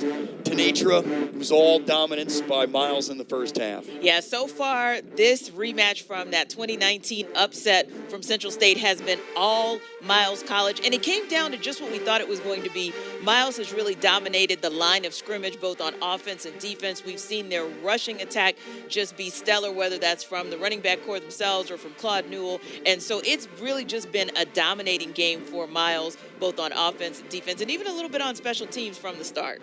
Well, you mentioned the special teams. They got a block for a touchdown, And, that just set the tone right there also. Yeah, and Siosi Amaya just has not been able to get anything jump-started for Central State's offense. Their run game has just not been in sync, and really, even on defense, they don't have an answer for the running back core for Miles. Well, they misfired on several screens, did Amaya, with Bubba Thomas. Now, they seem to get in sync there on the last drive.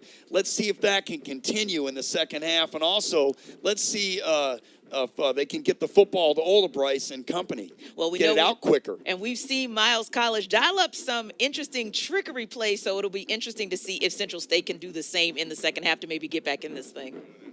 Sidibe had 9 catches last week. Let's see if he can do that here to start the second half. This is the SIAC on ESPN Plus.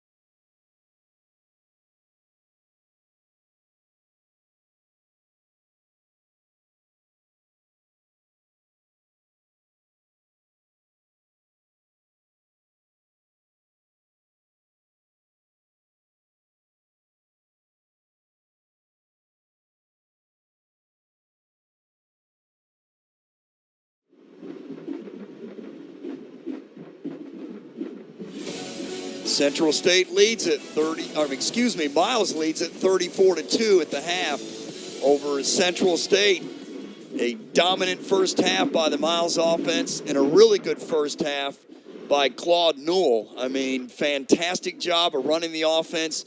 Great job by the offensive line, making huge holes for Kingston Davis and Dante Edwards, and it was a dominant performance.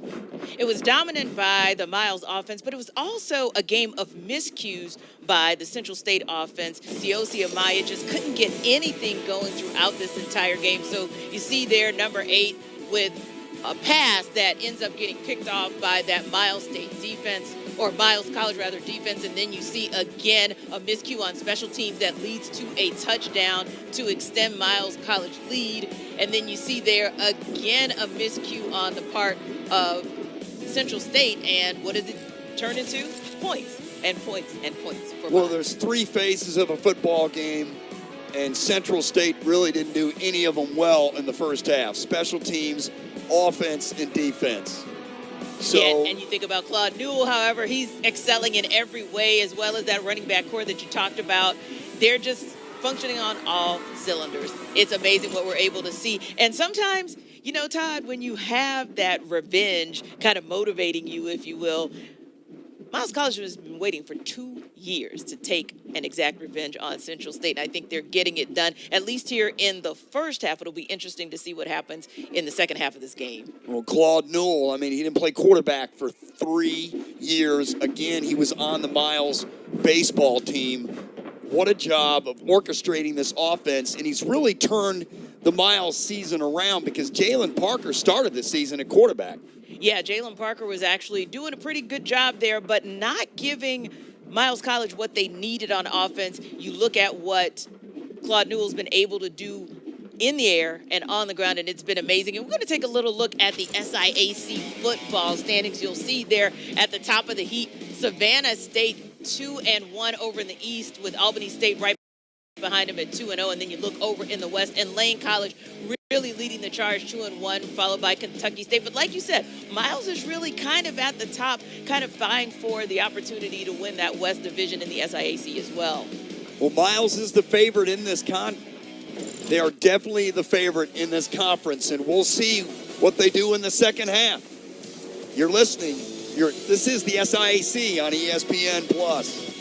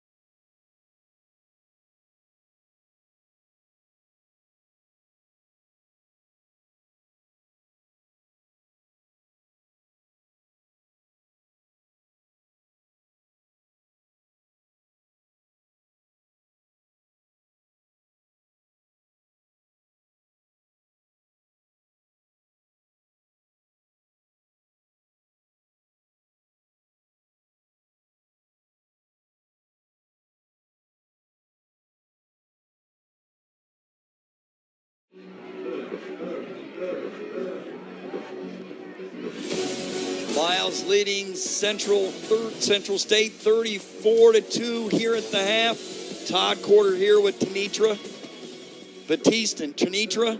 This, Bobby Rome is really frustrated. They lost last week to Shaw, and they're getting beat the same way. They're getting beat by the opposing team's offensive line.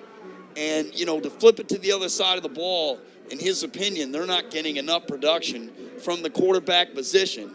And he also said playing Miles is the standard of this conference, and right now they're not up to the task. Yeah, Miles is showing itself to be the cream of the crop in this conference. And what you're seeing from Central State is really just not being able to execute in any area or any facet of the game. So on offense, they're not able to get anything out of their quarterback play with Amaya, so it'll be interesting to see whether or not they stick with Siosi Amaya for the second half. They're not able to really get anything going in the run game either, and really they have no answer for the run game on defense for Central State. They have no answer for Miles College in the ground game. I think we're going to see some Tariq Henderson here in the second half. I do, and we'll just have to see what happens. I mean, if you're Central State, you got to start all over.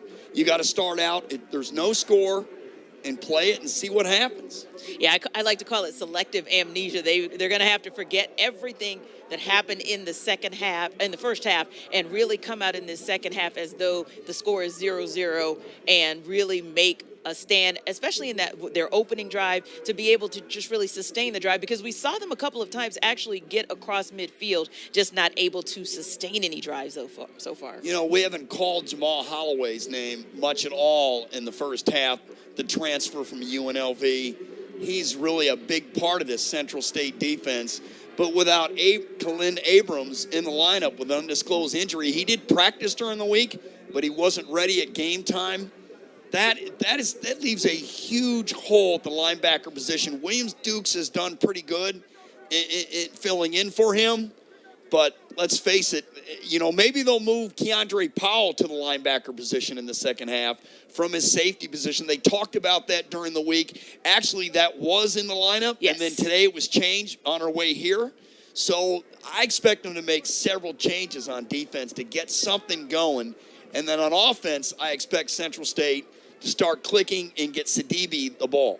Yeah, I would not be shocked to see Keandre Powell shifted to that linebacker position, as you mentioned. And as we talked about in pregame, we're talking about someone who had 11 tackles and an interception in last week's game against Shaw. One of the bright spots in that game, and what you get from him is someone who's a ball hawk, but also has the ability to tackle. And you may need someone to spy out and see what Claude Newell is up to, so that maybe he can get ahead of the play before the play develops for Miles. We haven't seen, we've only seen Thomas carry the ball. We haven't seen Dunlop carry the ball at all the first half. The freshman, let's see if he gets some carries. And I know you love to see Central State maybe get Sidibe, more involved in this game in the second half. We're getting ready to start the second half. Miles will kick it off to Central State.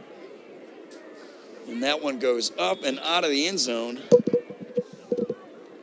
off the leg of Jackson Spradlin. So Central started 1st and 10 on their own 25-yard line. Down 34-2, and you just have to take one play at a time. Do what you do best. And as we see Tariq Henderson in at quarterback for Central State. Yeah, and you hear an old ball coach say, I love what I heard one of the old ball coaches say this week, which is, if everybody just understands and completes his assignment, Henderson we'll get back hand into it off to Thomas. He'll cross the 25-yard line. Maybe he'll get to the 26. It's going to be 2nd down and 9, and good pursuit there by that defensive line by Miles, led by McCoy there. And so Central State Bobby Rome decided to make a change under center Tariq Henderson with 11 completions on 20 attempts this season so far, just 1 interception and 137 yards. Henderson in the gun. He'll hand it off again to Thomas, and he'll go nowhere. So they're not getting any push at all on the offensive line in Central State. It's going to be 3rd and 9. And again, McCoy in on the play. And now Central State finds itself in another one of those down and distance situations that's not in their favor, 3rd and 9. Let's see if Henderson is able to help them move the chains. 3rd and 9, ball on the 26-yard line. Henderson steps up in the pocket. He's able to get it off to Sidibe. It's caught, but it's not enough for a first down. Brought down there by Gaylor, and it's going to be 4th down, and it's 3 and out again for Central State. Yeah, and that's not how you want to open this second half, 3 and out, but that is what you expected to see from Miles' defense, certainly with Henderson just going to his check down man there because everyone was covered, so there really was no place else for Henderson to go on that play. You saw Bobby Rome, and a lot of frustration on his face. Here's Chairs to punt it. He had one blocked in the first half. High snap, and he didn't get that one off. It's blocked, and it's picked up. He's going for the corner, and he'll get it. That's a touchdown for Miles. And these are the very miscues that we talked about during halftime that Central State just could not afford to make. Zarius Keys on the block, picked it up, and a scoop and score here after the block. Look at this. High snap started it all. And there goes Keys, and nobody was going to get him. And another Central State miscue, and that's the second one on special teams. And it's just hurting their cause. And it's one of those things where we're seeing over and over on special teams, but really throughout this game, where on the basic plays, we're seeing a lot of challenges with technique on the part of Central State. Player on Looks like Central player's State, down. slow to get up, but he's all right. There's Claude Newell with a smile on his face and some concern for his teammate. What a first half he had, directing this prolific running attack, and he's a big part of it. Absolutely, and Newell should be excited and smiling because his team is up. The extra point is good there by Spredlin. Miles up big.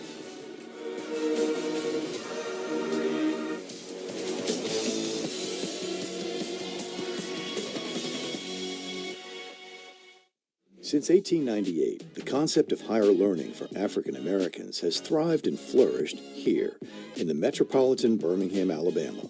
Miles College is a senior private liberal arts historically black college with roots in the Christian Methodist Episcopal Church that motivates and prepares students to seek knowledge which leads to intellectual and civic empowerment.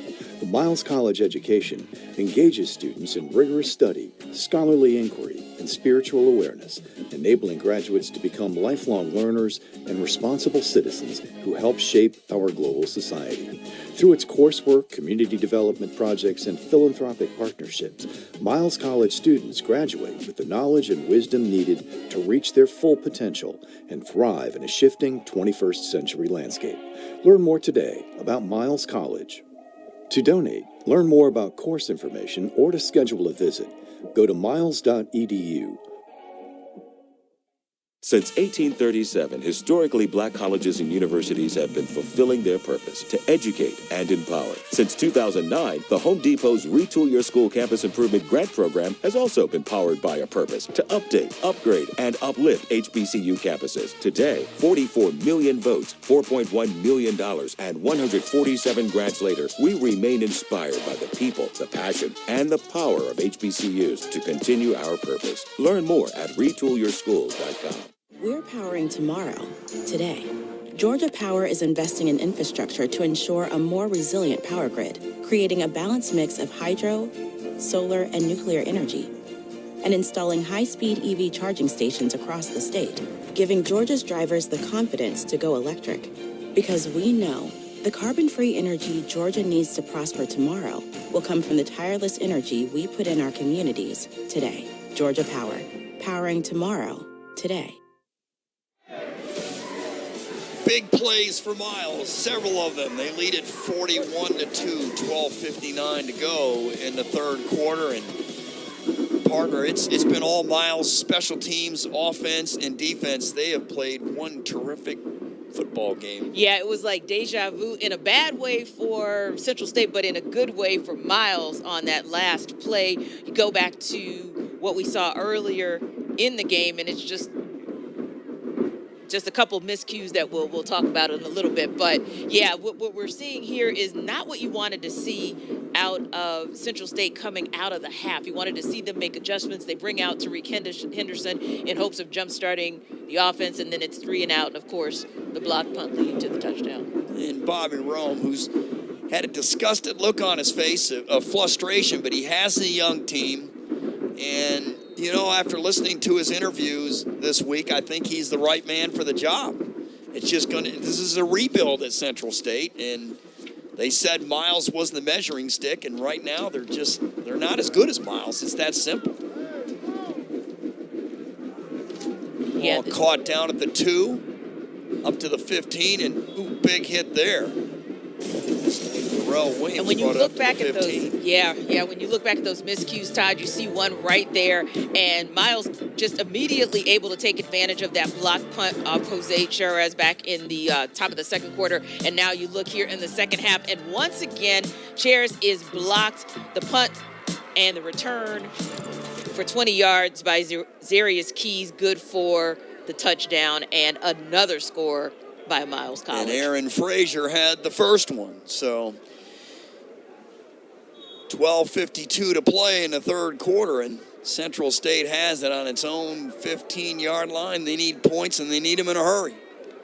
3 to the near side. They'll fake it. There's a pass that's almost picked off, as Henderson threw that right in the arms of Trey Giles, and he'd have caught it. He'd have took it to the house. There was nothing but green grass. And you look at that Central State offense, and it's just, you got a tip ball right there, almost another interception early in the second half.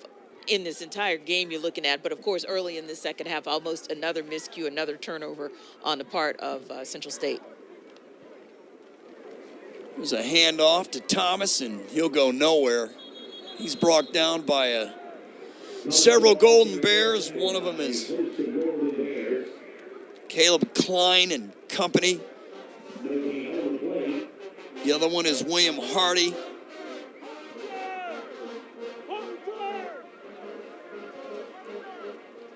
It's just a dominant performance by Miles in all phases of the football game. And Central State only had about 200 yards of offense last week, and 3rd and 10, they're in another difficult 3rd and long here. And only 8 first downs so far in this game. Really, really critical that they get this first down and just keep possession. You're not going to win many games with 200 yards of offense, not in today's game. There's a pass that's complete. It's going to be well short of the first down. Caught there by Sidibe, and he took a big hit. Big hit there by Jamarius Brown, the freshman from Mobile. And Sidibe's getting looks. Sidibe was getting looks late in the first half, and he's getting looks early in this third quarter. But you see right there, Miles College has an answer every single time. And he also was talking to him when he hit him when he's laying on the ground. And you really hope Sidibe is able to get into this game because, like you mentioned, in last week's game, half of the offensive Chairs just got that one away. Caught at the 45, trying to avoid a tackler. He can't. Does Orlando Doss. Good tackle there on special teams by Kenyadis Hollins. Great job by Hollins. Great pursuit.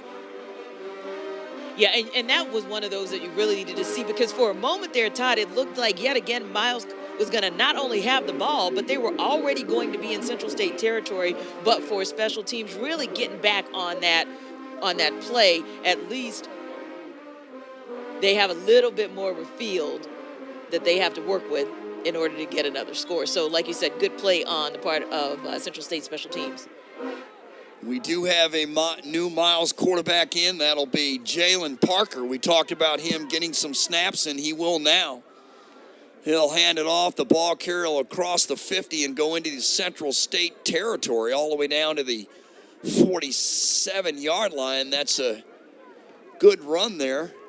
Is Jalen Parker, you look at him, 6 foot, 250-pound redshirt junior from Hoover, Alabama. Yeah, and Jalen Parker, of course, 3 completions, 7 attempts this year, so not a lot, but 1 passing touchdown. There's a handoff again, another huge hole, and that's Kingston Davis, and he keeps churning his legs, and he's just taking the entire, that's my Darius Trujillo on the carry. He was actually on the last carry also. Look at the hole and look at the high tackle. William Duke's trying to strip the ball from him, but you're not going to bring him down if you're tackling him up by the numbers. He's just spinning off several defenders, and he's keeping his legs going, the 5'8", 175-pound senior. Yeah, right now, Coach Ruffin and Coach Pearl just putting a plan together to just kind of wear down that Central State defense. Here's a pass complete to Tinch. 20, 15, 10, 5, to the house. Touchdown. So Jalen Parker joins the touchdown brigade here as he gets it to Montavious Tinch. And Miles just keeps padding to the lead. Yeah, his second thrown touchdown of the season. And you look there, and really the critical piece as you see Parker rolling out and getting that ball out to Montavious Finch is just a tired Central State defense. The secondary has nothing to give to be able to run that play down, and Miles just running up the score. That rollout to the tight end Tinch has worked on a number of occasions today. They have fooled the Central State defense as the extra point is good there by Spradlin. And Miles is up 48-2. Tinch on the reception for a touchdown.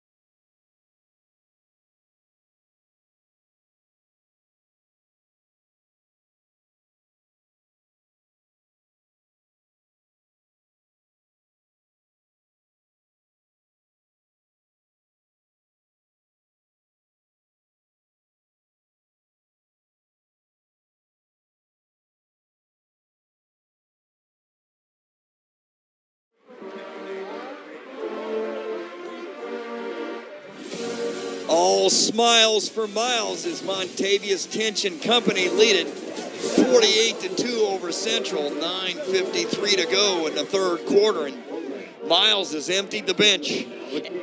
And it's amazing to see what they've been able to do. You know, you talk about Jalen Parker, and we figured that we would see Jalen Parker in this game, in this second half. And, you know, he didn't get cleared to play until just days before his first game after transferring from UAB. So just a really great second option for Miles College so far this season. And we've even been able to see him come in and make a key play, a critical play on that last drive. Also made a critical play in the game that sent the Alabama State game to overtime. That's correct. You know, having that, just in case something ever happens to Newell, you have a good player like Parker. And Spradlin will kick it off. Ball's caught right there, and I believe it's fair caught right there at the 4-yard line by Ola Bryce, and that was a mistake. That ball was going to go to Williams, and he had a chance to return it. Yeah, that's just one of those where it's special teams 101, where when you're that deep into your own territory, even if the ball, Todd, takes a bad bounce and it ends up within the 5, you just let it bounce and hope for the best, but you don't feel that ball at the 4-yard line, especially when your offense isn't able to get anything going. It would have gone to Williams. He would have been able to return it. He's the one that has the speed. So, but the ball nevertheless is going to come out to the 25, and there is a flag on the play because he did fair catch it. But, you know, look, you're down 48-2. My point is you have nothing to lose. Take that thing out of the end zone and try to make something happen. Yeah. I get the fair catch. It does go out to the 25. Yeah, and I'm sorry, I said it, he fielded the ball, but meant the fair catch. There was a flag on the play, so actually to go out to the 30, and that's a backwards pass. That's a live football that went out of bounds, and you see the disgusted look by Bobby Rome as Henderson made a big mistake there. Take a look at it. My goodness. It was intended for Ola Bryce, and now they lose several yards on the play. It'll be and the miscommunication. Second down and long. The miscommunication continues on the part of Central State.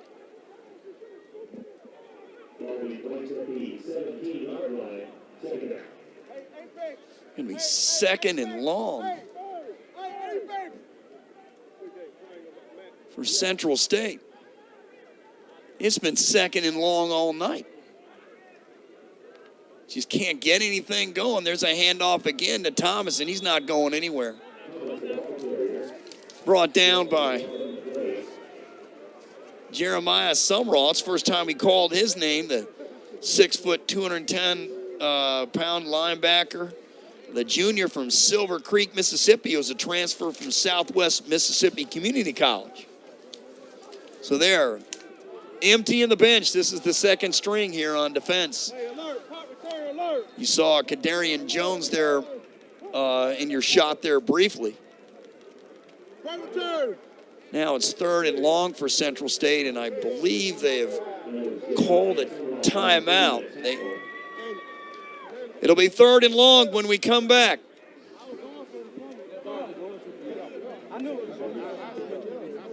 As a global bank, our game plan is to help clients manage their money. We're a team of challengers, thinkers, and go-getters. Together, we bring out the best in each other. With our partner SIAC, we're creating pathways for the next generation of talent. We're scouting bankers, advisors, techies, and yes, athletes. Kick off your career with UBS.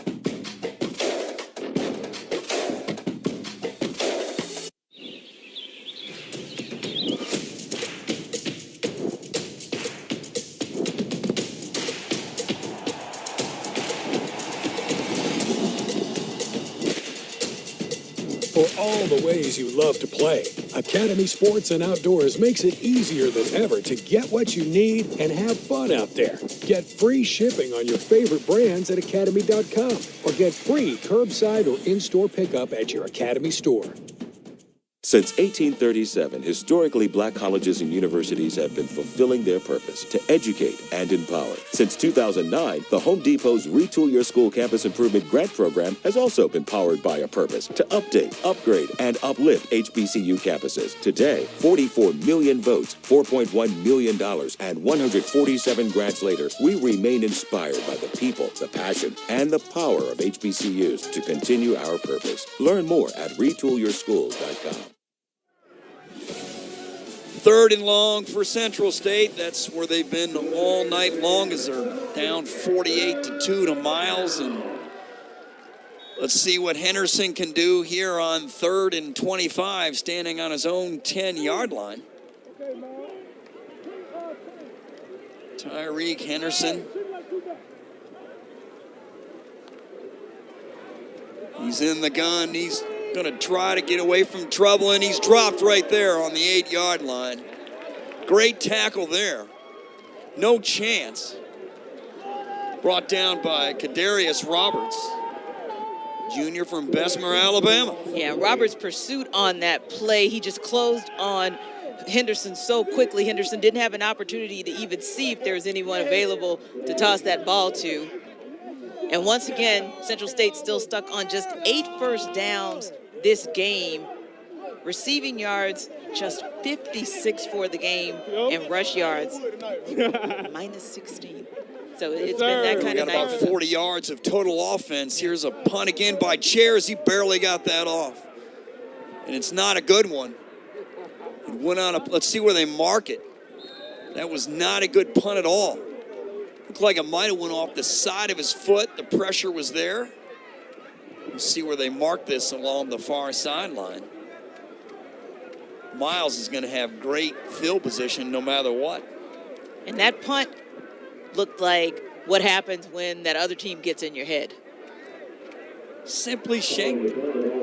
And that happens when it's been blocked twice tonight and almost a third time. Yeah, they're in his head. Miles College special teams crew is in. Jalen Parker, the UAB transfer in at quarterback. There's a handoff. Ball carrier gets about 3 on the play. It's going to be 2nd and 7 for Miles. 7:48 to go in the 3rd quarter, and they're up big. We'll call it 2nd and 8 instead.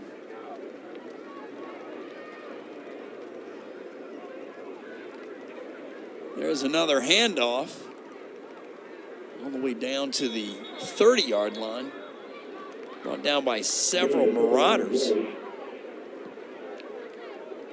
And Miles with only 2 yards on that particular play, but Todd really having their way on the ground this entire game. They're averaging 7.6 yards per carry. Zadarius Keys on the last couple carries there, 5'8", 205-pound running back junior from Lowen, Mississippi.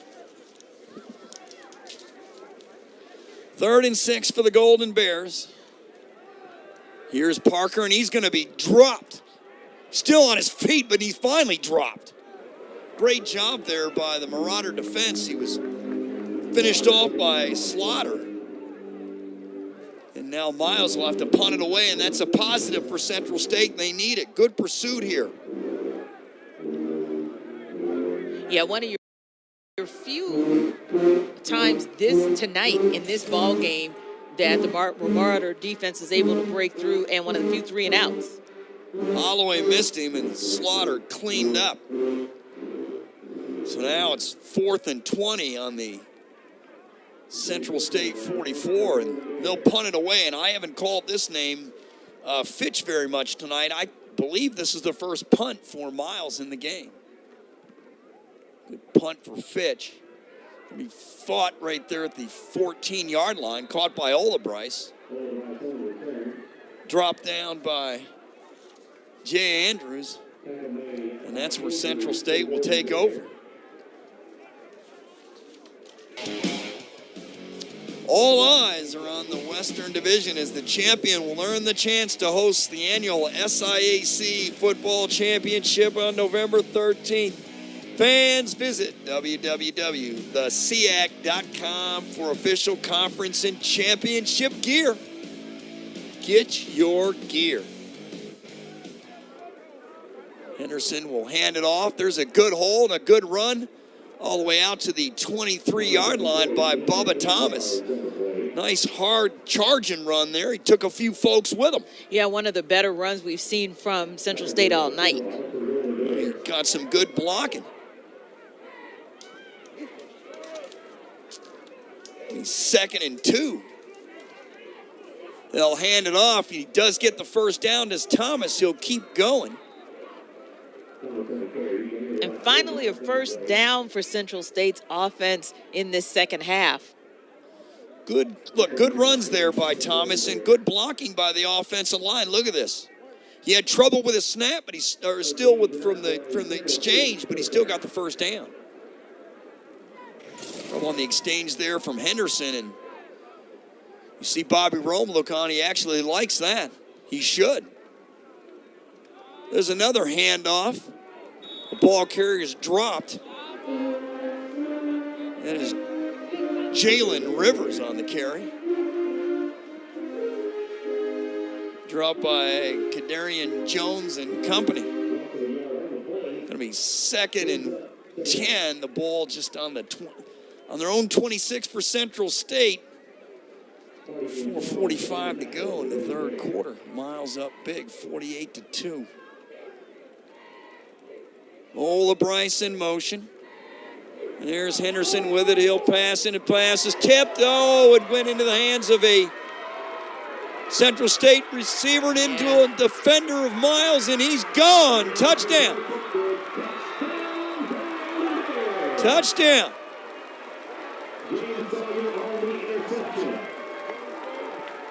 Another Central State turnover, and this is not Henderson's fault. This is not Henderson's fault at all, as James Sawyer took it to the house.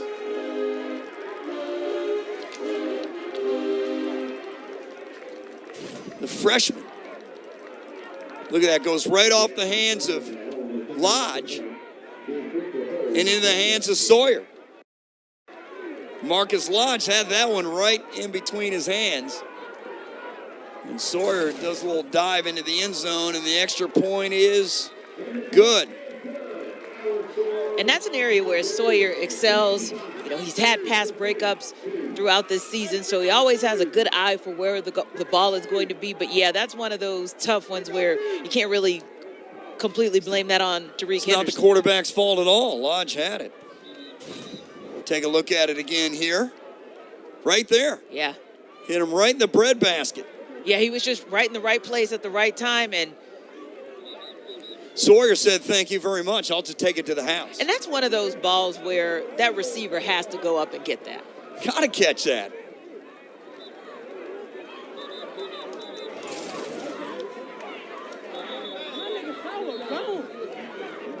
Excuse me, that was off the hands of Damian Coleman, excuse me, for Central State. My apologies there.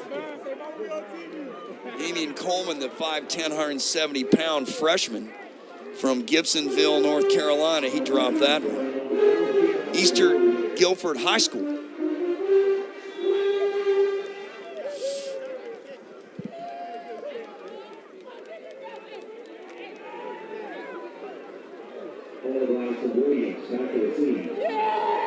As you can see, Miles celebrating there. Anytime the defense gets a touchdown, it's a big bonus. Yeah, and this has to be so deflating from Central State. You wonder how they come back from this because, of course, a 52-0 shutout loss just last week to Shaw, and now having to battle back from this. And with still 4 minutes left in the third quarter. You look at this roster, there's a ton of freshmen on it. There is a ton of freshmen. It's been a big change in the roster. There was no season in the SIAC last year due to the pandemic. And you got a new coaching staff. Yeah. And, it's been Heartbreak City for Central State. I mean, they lost the first one, like we said earlier, to Kentucky State. They got the win against Lincoln. And ever since, the last two ball games have spiraled downhill.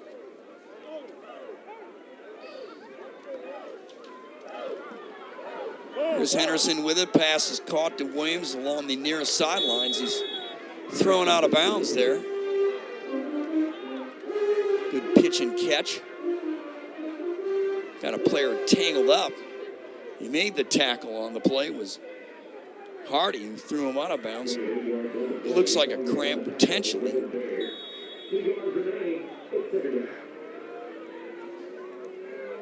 Looked like Eric Hines. He's the one that made the play, actually, the defensive back freshman from Tuscaloosa, Alabama. Now Henderson will trot over. I believe Central State took a timeout. No, they did not. It just came over to get instructions from Rome.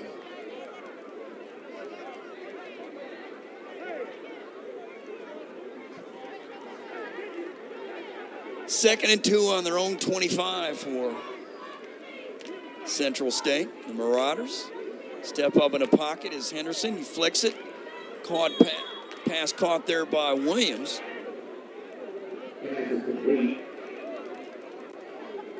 Short gainer. And we haven't talked a lot about Miles secondary tonight, but quietly they've been having a solid game because really you've seen Tariq Henderson only be able to get off his check down passes, and even when Siosi Amaya was in the game, really couldn't get anything going downfield. So Miles' secondary has really been stellar tonight as well. First and 10 on the 27. There goes Thomas. He'll cross the 30 and up to the 32-yard line. He took a big hit there, and he's slow to get up.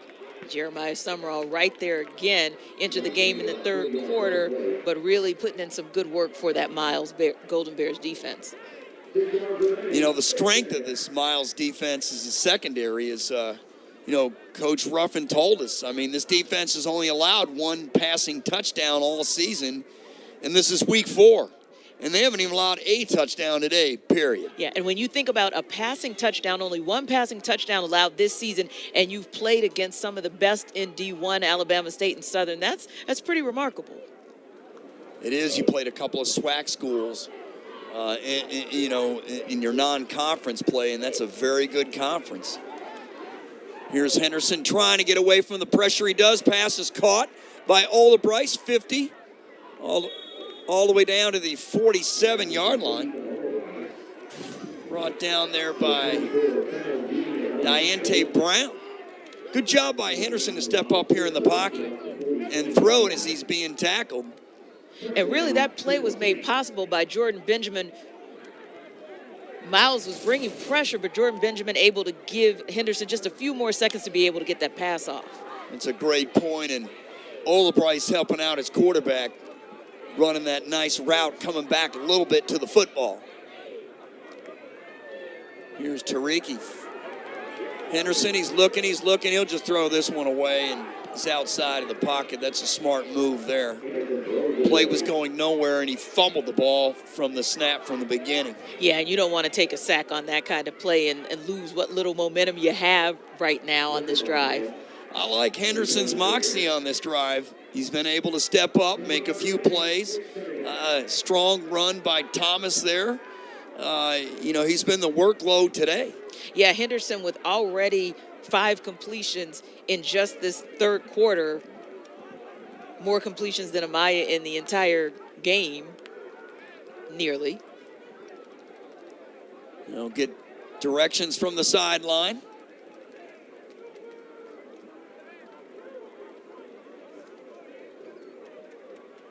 Looking at the offensive coordinator there, Eric Highsmith. There's a keeper there by Henderson, and he's dropped. No chance on the play. Brought down again by Diante Brown, who's getting a lot of playing time today.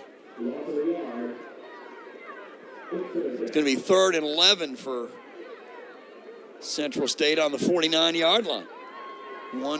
15 to go in the third quarter. And look for them to possibly go back to Ola Bryce, 2 receptions, 25 yards, really giving them the ability to extend some drives and some plays so far this game. Let's see if they can get it to Sidibe, who had a big week last week.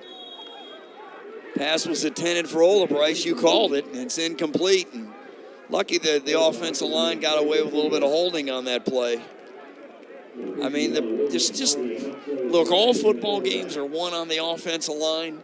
And Miles' offense and defensive line has been superior to Central State's. Yeah, when you look at what Miles' defense has been able to do, they've been getting off the line quicker, and getting off that line quicker has just hurried Central State's quarterback. Doesn't matter whether it's been Amaya in the game or whether it's been Henderson in the game. They really haven't had an opportunity to set Childs plays. will punt it away. So it was 4th and 11. Then Central State's going to get a good bounce there. They better stop the football. Great job. Great hustle there by Kenya Des Hollins. Great job there by Hollins.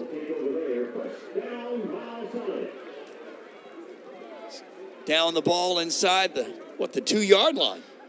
So Miles will take over 1st and 10 on their 2. Yeah, and also a really good kick, a really good punt by Chair. So when you get the opportunity, obviously kind of shake off some of what's happened to him throughout the course of this game, that critical punt, and also, like you said, to just down that ball inside the 2, that's going to be key. Now let's see if Central State's defense can get another 3 and out and get this ball back to their offense. That would really be encouraging. There's a handoff, and that's going to be for a safety.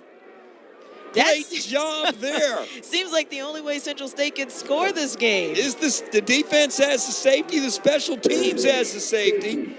As the ball carrier, Brandon Hicks was tackled in the end zone. Who met him first? Oh, yeah, Holloway. We haven't mentioned his name too much today. Holloway and company responsible for the safety, and now they're going to get the football back. Now it's 55-4. But hey, something positive happened there for Central State. They scored. Yes, and it's what you'd expect Jamal Holloway to do. You'd expect him to jumpstart that defense. 26 tackles, 5.5 tackles for loss, and 3 sacks on the season. So that's really what you want and needed to see out of him at such a critical juncture in this game. Good play there, the junior from Camden, New Jersey. You mentioned it, the transfer from UNLV.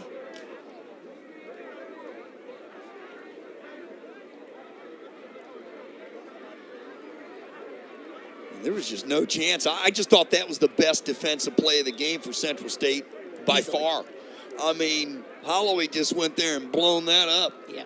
No chance. He anticipated that handoff, in my opinion. It looked like he knew that's what was coming. Yeah, I felt the same. I felt like he telegraphed that play. Well, I mean, look, you're getting ran on all day. They're going to try to move the clock. They're not going to try to throw too much here at this juncture of the game. And you got a fresh running back in the game in Hicks. In his first carry, he just made him miserable. Yeah. So Williams will be back to receive the kick.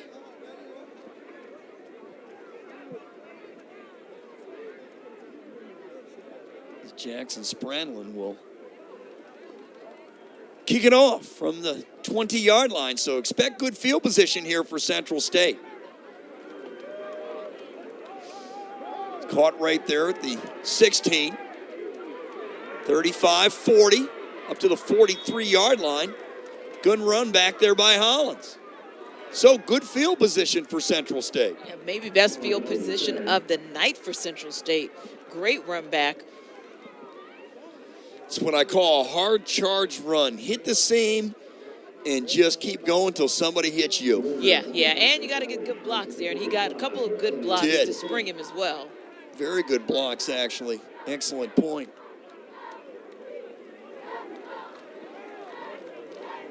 So who's in at quarterback now? It's going to be Williams in the Wildcat.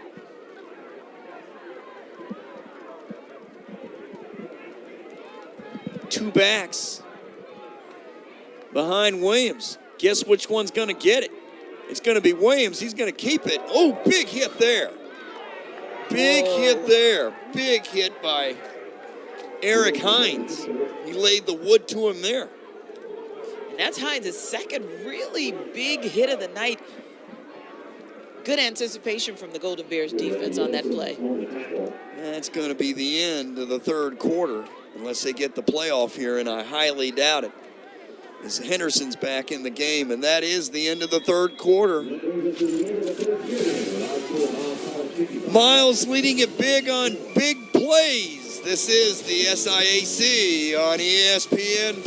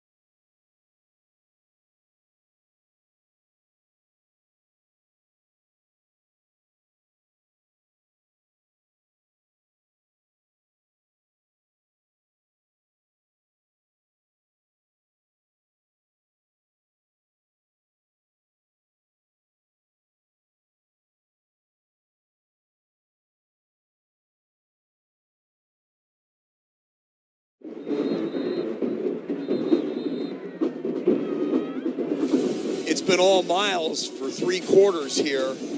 But, you know, this is a chance for Central State to show what they're made of here in the 4th quarter. This is when, you know, it's easy to play when you're up big. But Central State's defense has really shown up in that 3rd quarter because there were 2 3-and-outs in that quarter. Also, Jose Charles with an excellent punt to really be able to pin Miles' offense back. And so that should give, that should give Miles, Central State rather, a little bit of energy, a little bit of motivation to say, hey, we've got something that we can build on going into this 4th quarter. That's right. We'll begin here the 4th quarter. It'll be 2nd and 9 on the 46-yard line for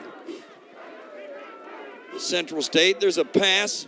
Oh, and there's another pass from Olabryce to, it was deflected. It was intended for Sidibe, and it was knocked away. It did shank off his helmet. Yes, I believe it did. I think it did shank right off the helmet. Wow.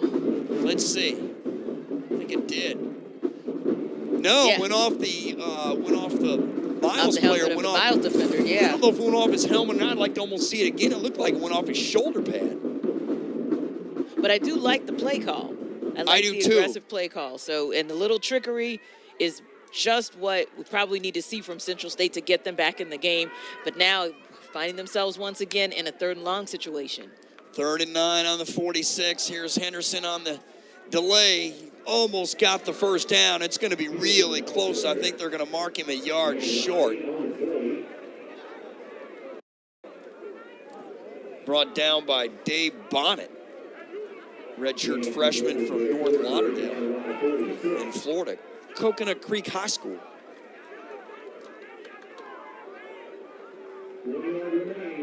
You're Central State here. You got to go for it. Yeah, you do. This I is think one of it's- the few times in this game where you have some momentum. They're not. They're going to punt it away. Wow. Maybe they're going to try to draw them off sides here. Or maybe a little trickery. Maybe a little trickery, but they'll expect that. Yeah. I mean, you're a yard away. I would go for it here. It sends a message to your team that, you know, you got to see what your players can do. Yeah, especially because they did have a little bit of success in the run game on that last drive. That's correct. His chair's punt will go.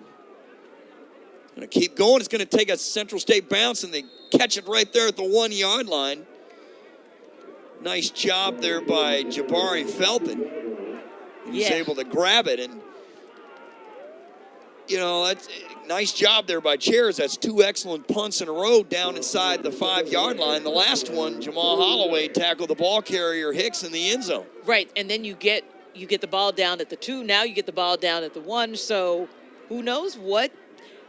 Maybe they'll pick up a fumble for a touchdown. Right, I and mean, you listen. We've seen stranger things happen, so it'll be interesting to kind of see what happens here. well, thinking another score for a safety, everybody's going to think, well, it's 2 field goals or a touchdown, no extra point. No, it would be 3 safeties. I'll tell you what, expect the unexpected.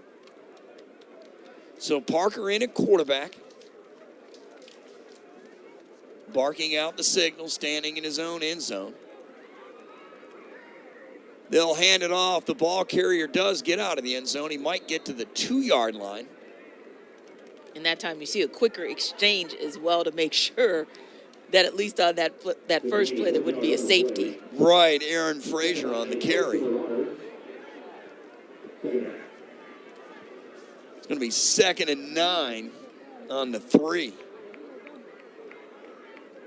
Bobby Rome, you could read his lips. Somebody was holding. There's another. No, he keeps it. Does Parker. He gets out to the 11. There's a flag on the play. We'll see what that's all about. Tackle there by White. As he tapped Parker on the head. Good sportsmanship. See what this penalty is all about. Personal foul. Legal horse collar tackle. Defense, number 10. 15 yards added to the end of the run. Automatic first down. So the penalty was on White, and Miles will have another first down. Yeah, you hate to see that because, and it was a good run, and actually a good call right there in the shadow of their own end zone for Miles. But again, Central State's defense doesn't want to give Miles offense any life whatsoever. You're not going to see a lot of passes in a 55-4 game. They're going to run the football. That's Miles' bread and butter. It gets a chance for their second unit on the offensive line to get better. Especially there's because, nothing like game experience. And you look at this offense for Miles College, and I know we talked a little bit about this earlier with Central State and the fact that it's a very young offense, and you've got a first-year head coach there as well. But with Miles, they have a young offense too. It's nearly completely reconstructed. All the wide receivers, with the exception of LeAnthony Robinson, they're pretty much new. And even the O-line, except the center he played back in 2019, they're new as well. So really you're looking at, like you said, this as an opportunity for Miles to get some of those younger players involved. 2nd and 10 on the 28. Parker will keep it, and he's dropped for a loss. Good defensive play there by White. So that's going to make it 3rd and long for Miles.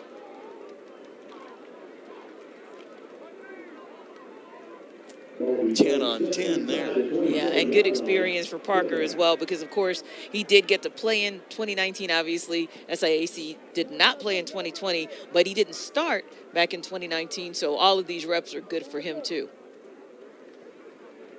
There's a handoff, and he got out of that. Now he's dropped for a loss, and now I think we're going to have a face mask. Yeah. Goodness. Kennebrew dropped the ball carrier. And that was Personal foul, face mask, defense number 15. 15 yards from the previous spot, automatic first down. Penalties on Hollins, and you had him stopped right there. Great pursuit, and then you make a penalty. And, let's go back to something, if you don't mind, is the walk-off the penalty, if we have a minute here. There was no season last year. No fans, no game, nothing.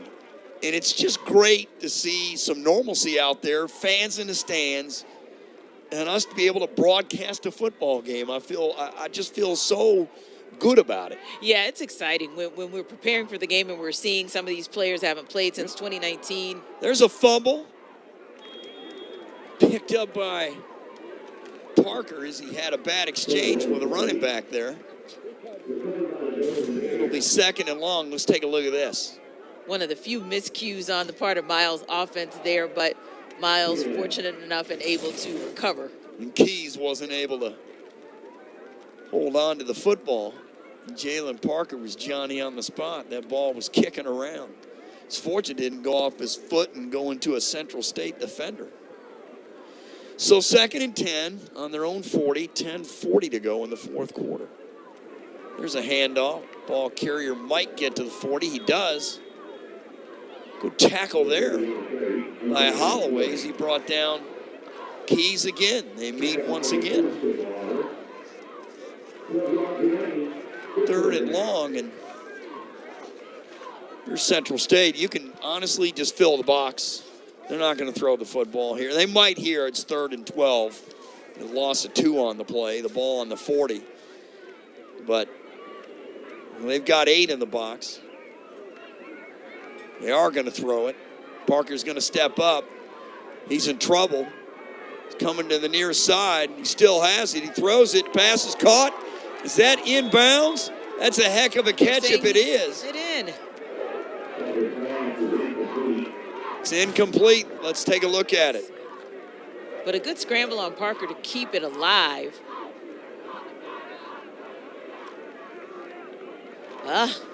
Nice toe try. I don't touch, think he hung on to the football. Did Doss. So they'll have to punt it away. And look, that's another good series for Central State. Yeah. 4th and 12 on their own 40. But you put Parker out there for those types of situations to see if he has the ability to scramble out under pressure and at least get that ball off. Here's Fitch to punt it away with no duress. Ball's going to go out of bounds inside the 10. An excellent punt by Fitch. Actually, they're going to mark it at the 11. 48 48-yard punt by Fitch.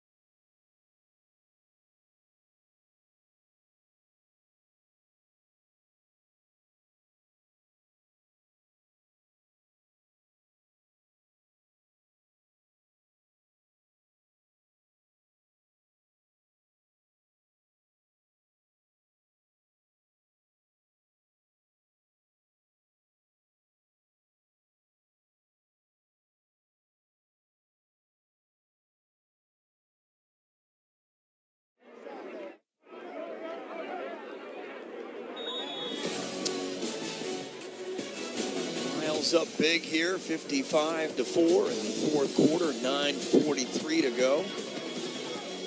A dominant performance by the Golden Bears. And Fitch with another masterful punt that pits Central State deep in their own territory. There's a handoff to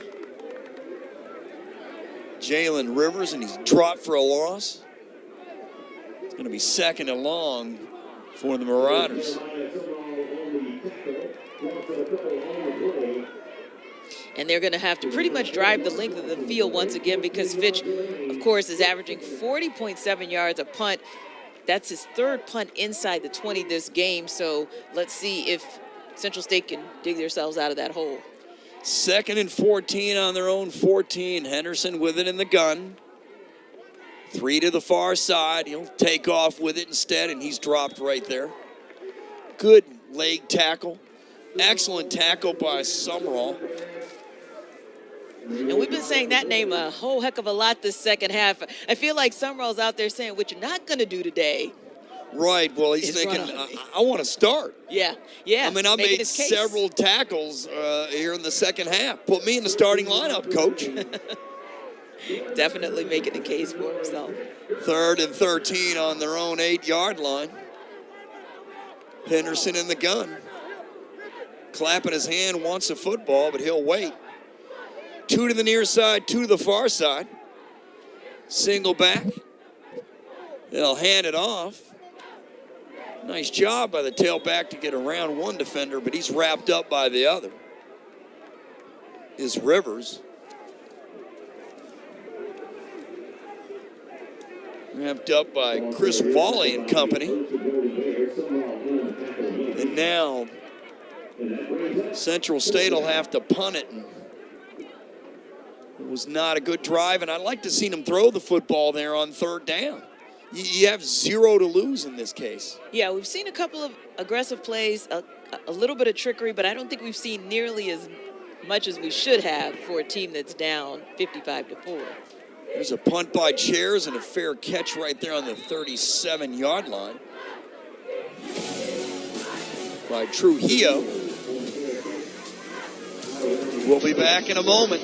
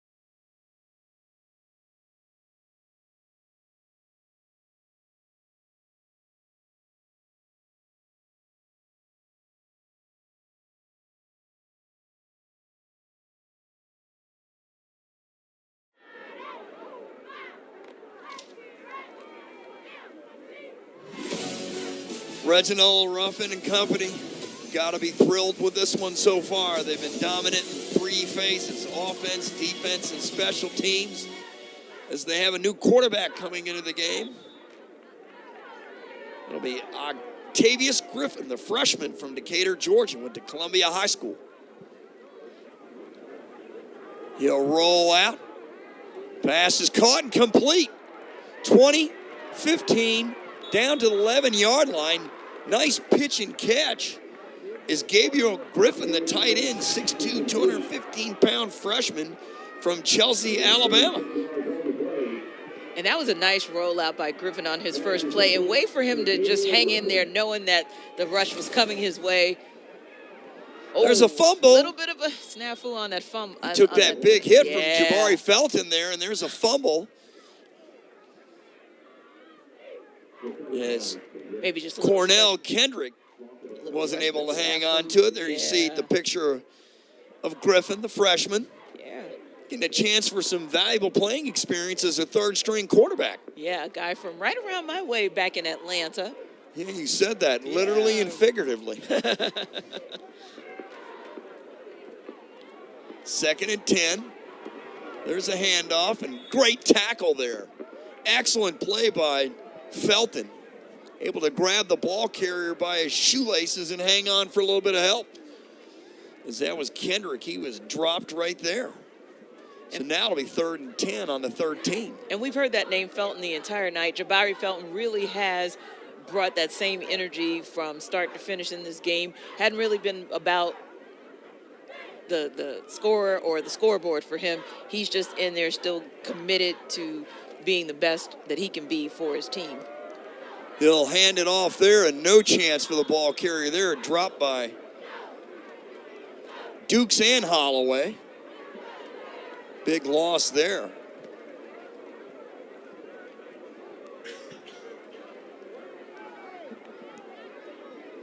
It'll be 4th and 12 on their own, on the 15-yard line. Our first field goal. That's correct. Of the night. We had an extra point blocked for a safety, which led to Central State's 2 points. Matter of fact, each of their points tonight is on a safety. Tackle by Jamal Holloway, tackled the ball carrier in their end zone, and a block extra point. Who could see that coming? It's been that kind of weird night. And the field goal is field goal's no good. You're correct.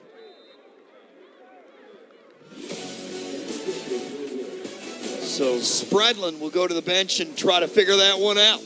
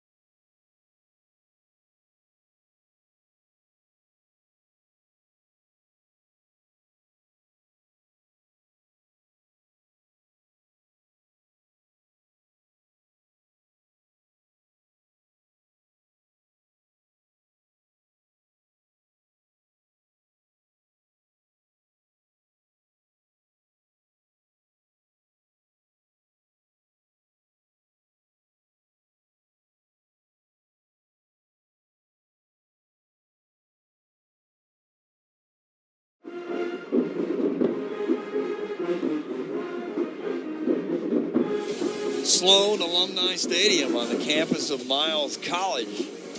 Great looking football facility. Nice looking stadium here. 5:17 left in the fourth quarter, and it's been all Miles thus far. Yeah, and a beautiful night here in Alabama. This game looking nothing like the Sludge Fest that you actually called back in 2019 in Ohio. Beautiful night, at least in the atmosphere, and a beautiful night for Miles College, but not so much for Central State this go round. It feels like football for the first time this year for me. This is football weather. They'll hand it off to Central State. Good run there by Lamir Garrett. That's his first carry of the game. 6 foot, 215-pound freshman from Canton, Ohio, McKinley High School. It's a big high school in Canton. Yeah, I'm even familiar with McKinley. I am too. And interestingly enough, this has been one of the areas where Central State has been able to actually have some success on the ground. Getting the football out wide instead of getting through the tackles. They had zero success there. We'll take a look at the film and see if they can correct that for next week. There's another handoff. Ball carrier has no chance there. He's dropped for a big loss. Good play there by Richmond Singletary as he gets in the game. 6 foot, 108-pound redshirt freshman. Dropped Jalen Rivers there for a loss. No chance for Rivers. You know, they tried to go wide there, and there was just nothing. It'll be second down and 16 to go with about 4 minutes to play. This one's all been decided. But we said earlier in the game, this is, anybody can play when they're way up. What are you made of when you're behind? There's Garrett on the run, good-looking run, spinning and still on his feet. He'll cross the 41-yard line. And this is what Central State will be able to build on for their next game and for the rest of this season, the effort that was put forth in the second half, especially in their ground game. So that is a positive that Central State can take away. Garrett's got some build on him. He's built like Kingston Davis. There goes Garrett again, big hole, and he gets up the midfield. He's tripped up and runs into the arms of Greg Trammell, 5'10", 175-pound freshman from Hueytown, Alabama.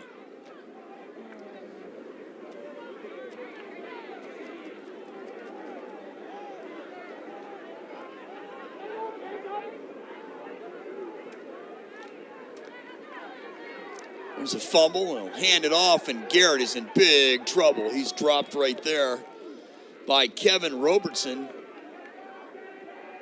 freshman from Austell, Georgia.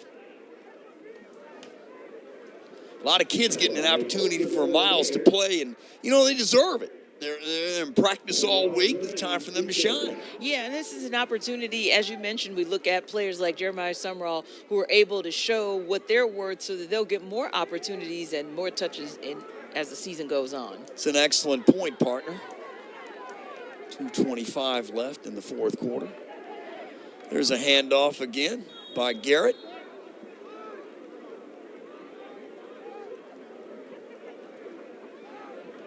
Gain a few there.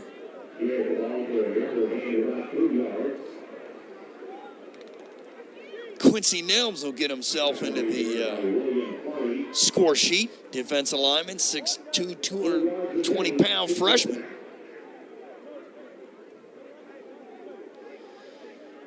And Childs will be back to punt. It's his 4th and 7. 1:45 to play in the game. Good punt by Chairs, And he'll go into the end zone. Good punt by Chairs. A dominant performance by Miles.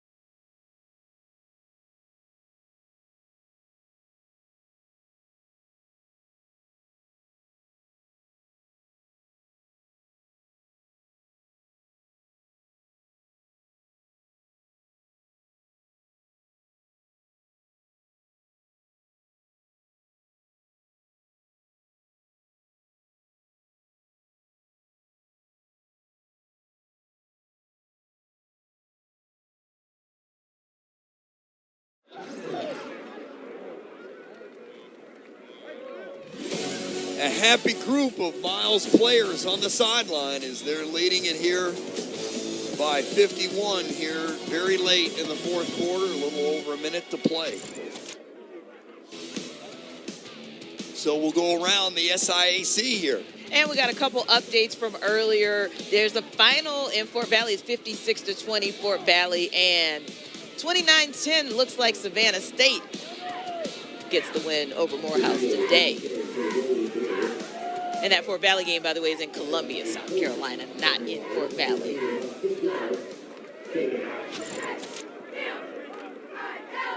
Benedict and Kentucky State.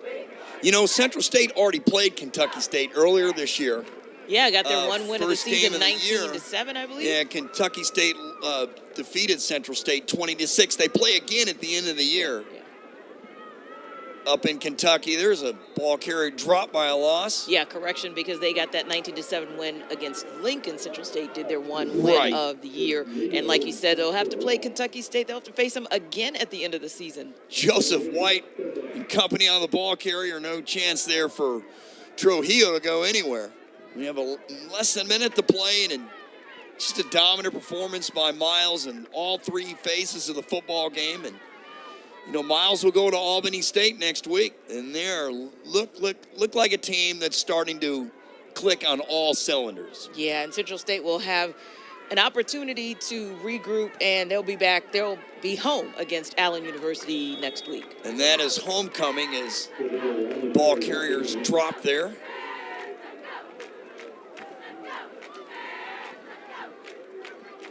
Slaughter on the tackle, and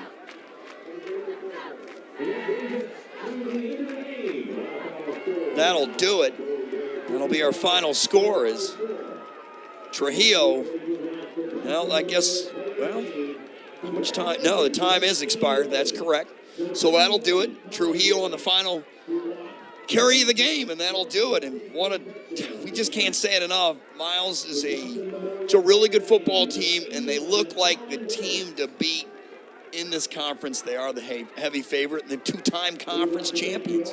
Yeah, and Miles has had the good fortune. Miles has had the good fortune of being able to take advantage of some D1 graduate transfers. Several of their teammates or team members, rather, especially on defense, coming back from 2019 and just being able to exact a little bit of revenge tonight here in Alabama. As you see the Miles players walking off the field, and just a satisfying win. And Central State, they're going to have to go back to the drawing board next week. They'll have homecoming. You mentioned it. It'll be against Allen University. And Central State's a tired team. They have been on the road the past 3 weeks. So they'll get to go home next week, and we'll see how it turns out.